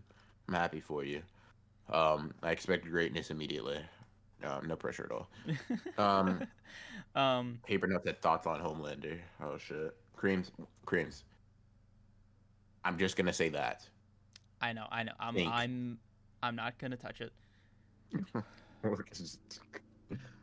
Um, what about you? Do you have like a top five, or do you not even bother separating like cartoon, live action, or whatever? I mean, it's not that I don't bother separating them. It's just I don't have enough. I haven't watched enough like live action shows that I genuinely think are good for me to be like, oh yeah, these are worthy of my top. Like I know I like The Office a lot. And Office is that's fine. Parks and Rec is probably up there. Based. Um, and I don't know if that's because those shows are just generally better than like all the other ones, or if I just don't have like that many TV shows that I can think of that are I like mean, I of got any no quality, because like shortage. a lot of them are CW shit. Yeah, Um, but I mean, I got no shortage yeah. of shows to recommend. Just off the top of my Oh, head, Walking Dead's got to be up there. ugh, yeah, Um, I wouldn't watch that one. It's on too many seasons. Just on it. And ironically, The Walking Dead has just become a zombie. Like just not worth it in my opinion. Maybe the yeah, first couple seasons, but otherwise, like bro. it's I remember yeah. liking it a lot. I haven't Uh, watched it recently, but yeah. I think I would Oh, recommend. Westworld's also pretty good. Oh, it's on my list. The Good Place is fun. Westworld, Is fun. Um, Good Place. Oh, I really like Good Place yeah. too. You're right. All right, yeah, Trying to yeah. think of like others. Oh man, this is like. Hold on. This is kind of low. This is low key fun. Do you mind staying on for like a bit longer? Like I just want to Yeah, fine. like do this real Yeah. quick. Okay. Prison Break was really fun. I'm saying fun because good is a bit of a it's a bit intense for me to kind of Okay. put that on. Um, Don't want to put that expectation yeah, on there. Barry's great. Fucking love Barry. I think Mm, that's 6 or 7 for me. Barry's okay. peak. Oh, someone called you out for liking Doctor Who, but thinking Walking Dead is too long. Is Doctor Who a very long show? Doctor Who's super episodic, so it doesn't matter. It's What like is it? How many seasons is it? okay, it's 12 seasons, 13 seasons, but Jesus. again, it is Also, wait, you're a One Piece fan. What the yeah, hell? but also it's insanely episodic. Like I cannot stress this enough, right? The way Doctor Who works is that every Doctor regenerates into like a new. Like I told you when I was telling you about Time Lords, right? Like they regenerate into like a totally different body. So like Yeah. they like have 2 or 3 seasons each, and then the showrunners change, the actors change, the sets change, like the entire tone of the show changes. It's basically held together by like a very loose continuity. It is like an episodic show. Like you can watch from the most recent season or from the very first season, and you like they would make sense to you either way. I don't know. Maybe, but the one you still ain't beating the One Piece shit. Yeah, I mean, hey, I'm gonna keep it up with the One Piece. listen. Yeah, talking about too Oh, long. I'm sick. this one's a sleeper for me. Not a lot of people know about it. It's called The Blacklist. It's just it is. I would never recommend it to anyone. It is too Wait, long. what? It's called The Blacklist. So it is way Hmm. too long. It is way like the mystery is dragged out. It's been 9 years. They killed off, dude. They killed off the main character before revealing the fucking mystery. Think Bro, about you that, spoiled me. It's crazy. dude. No, you don't understand. That's the main mystery of the show is so. I have been dying, dude, to find out what it is, and they killed off the fucking protagonist before revealing what it is, and it has driven me fucking crazy. Like it is my Rent-A-Girlfriend. I cannot drop it until I know, until I see the ending. Like I need the answer. How they were able. Whew, that was a sore spot for me. Sorry, guys. Bro was about to get into it. Yeah, I Um, really was, dude. Community's awesome. Seinfeld is great. Man, dude, I watch a I'm lot not of TV. 72, so I've never Fucking watched hell. Seinfeld. Se- Um, Seinfeld is also super episodic. yeah, but it is super episodic. Um, For what it's worth, I'm just going off shows I'd recommend, or just kind of tell people that I've watched in public. hmm. Like I've watched fucking Lucifer, but you'd never catch me admitting that in public or like recommending it to anybody in good conscience. I'd never admit that in public on a stream with 200 people watching. It's okay, bro. You never seen a hypocrite before? Like what? What's going Yeah, on? yeah. But yeah, that's like kind of a small pool of Cream's core recommendations for anybody who's Always curious. Sunny in Philadelphia. It is fun stuff.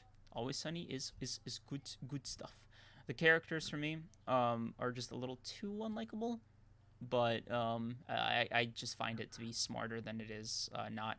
South Park is fun. Um, Hmm. yeah. Um, a lot of these are just super subjective. Like, yeah. Yeah, Uh, interesting. if you feel free to like do this version with your stuff.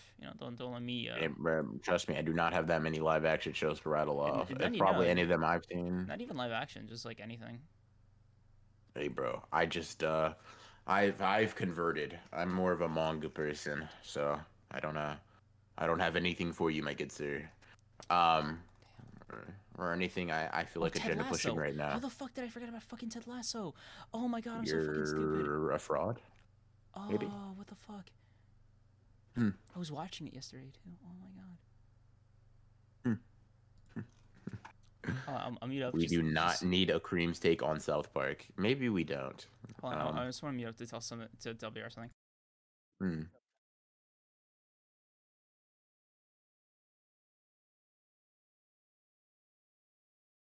Hmm.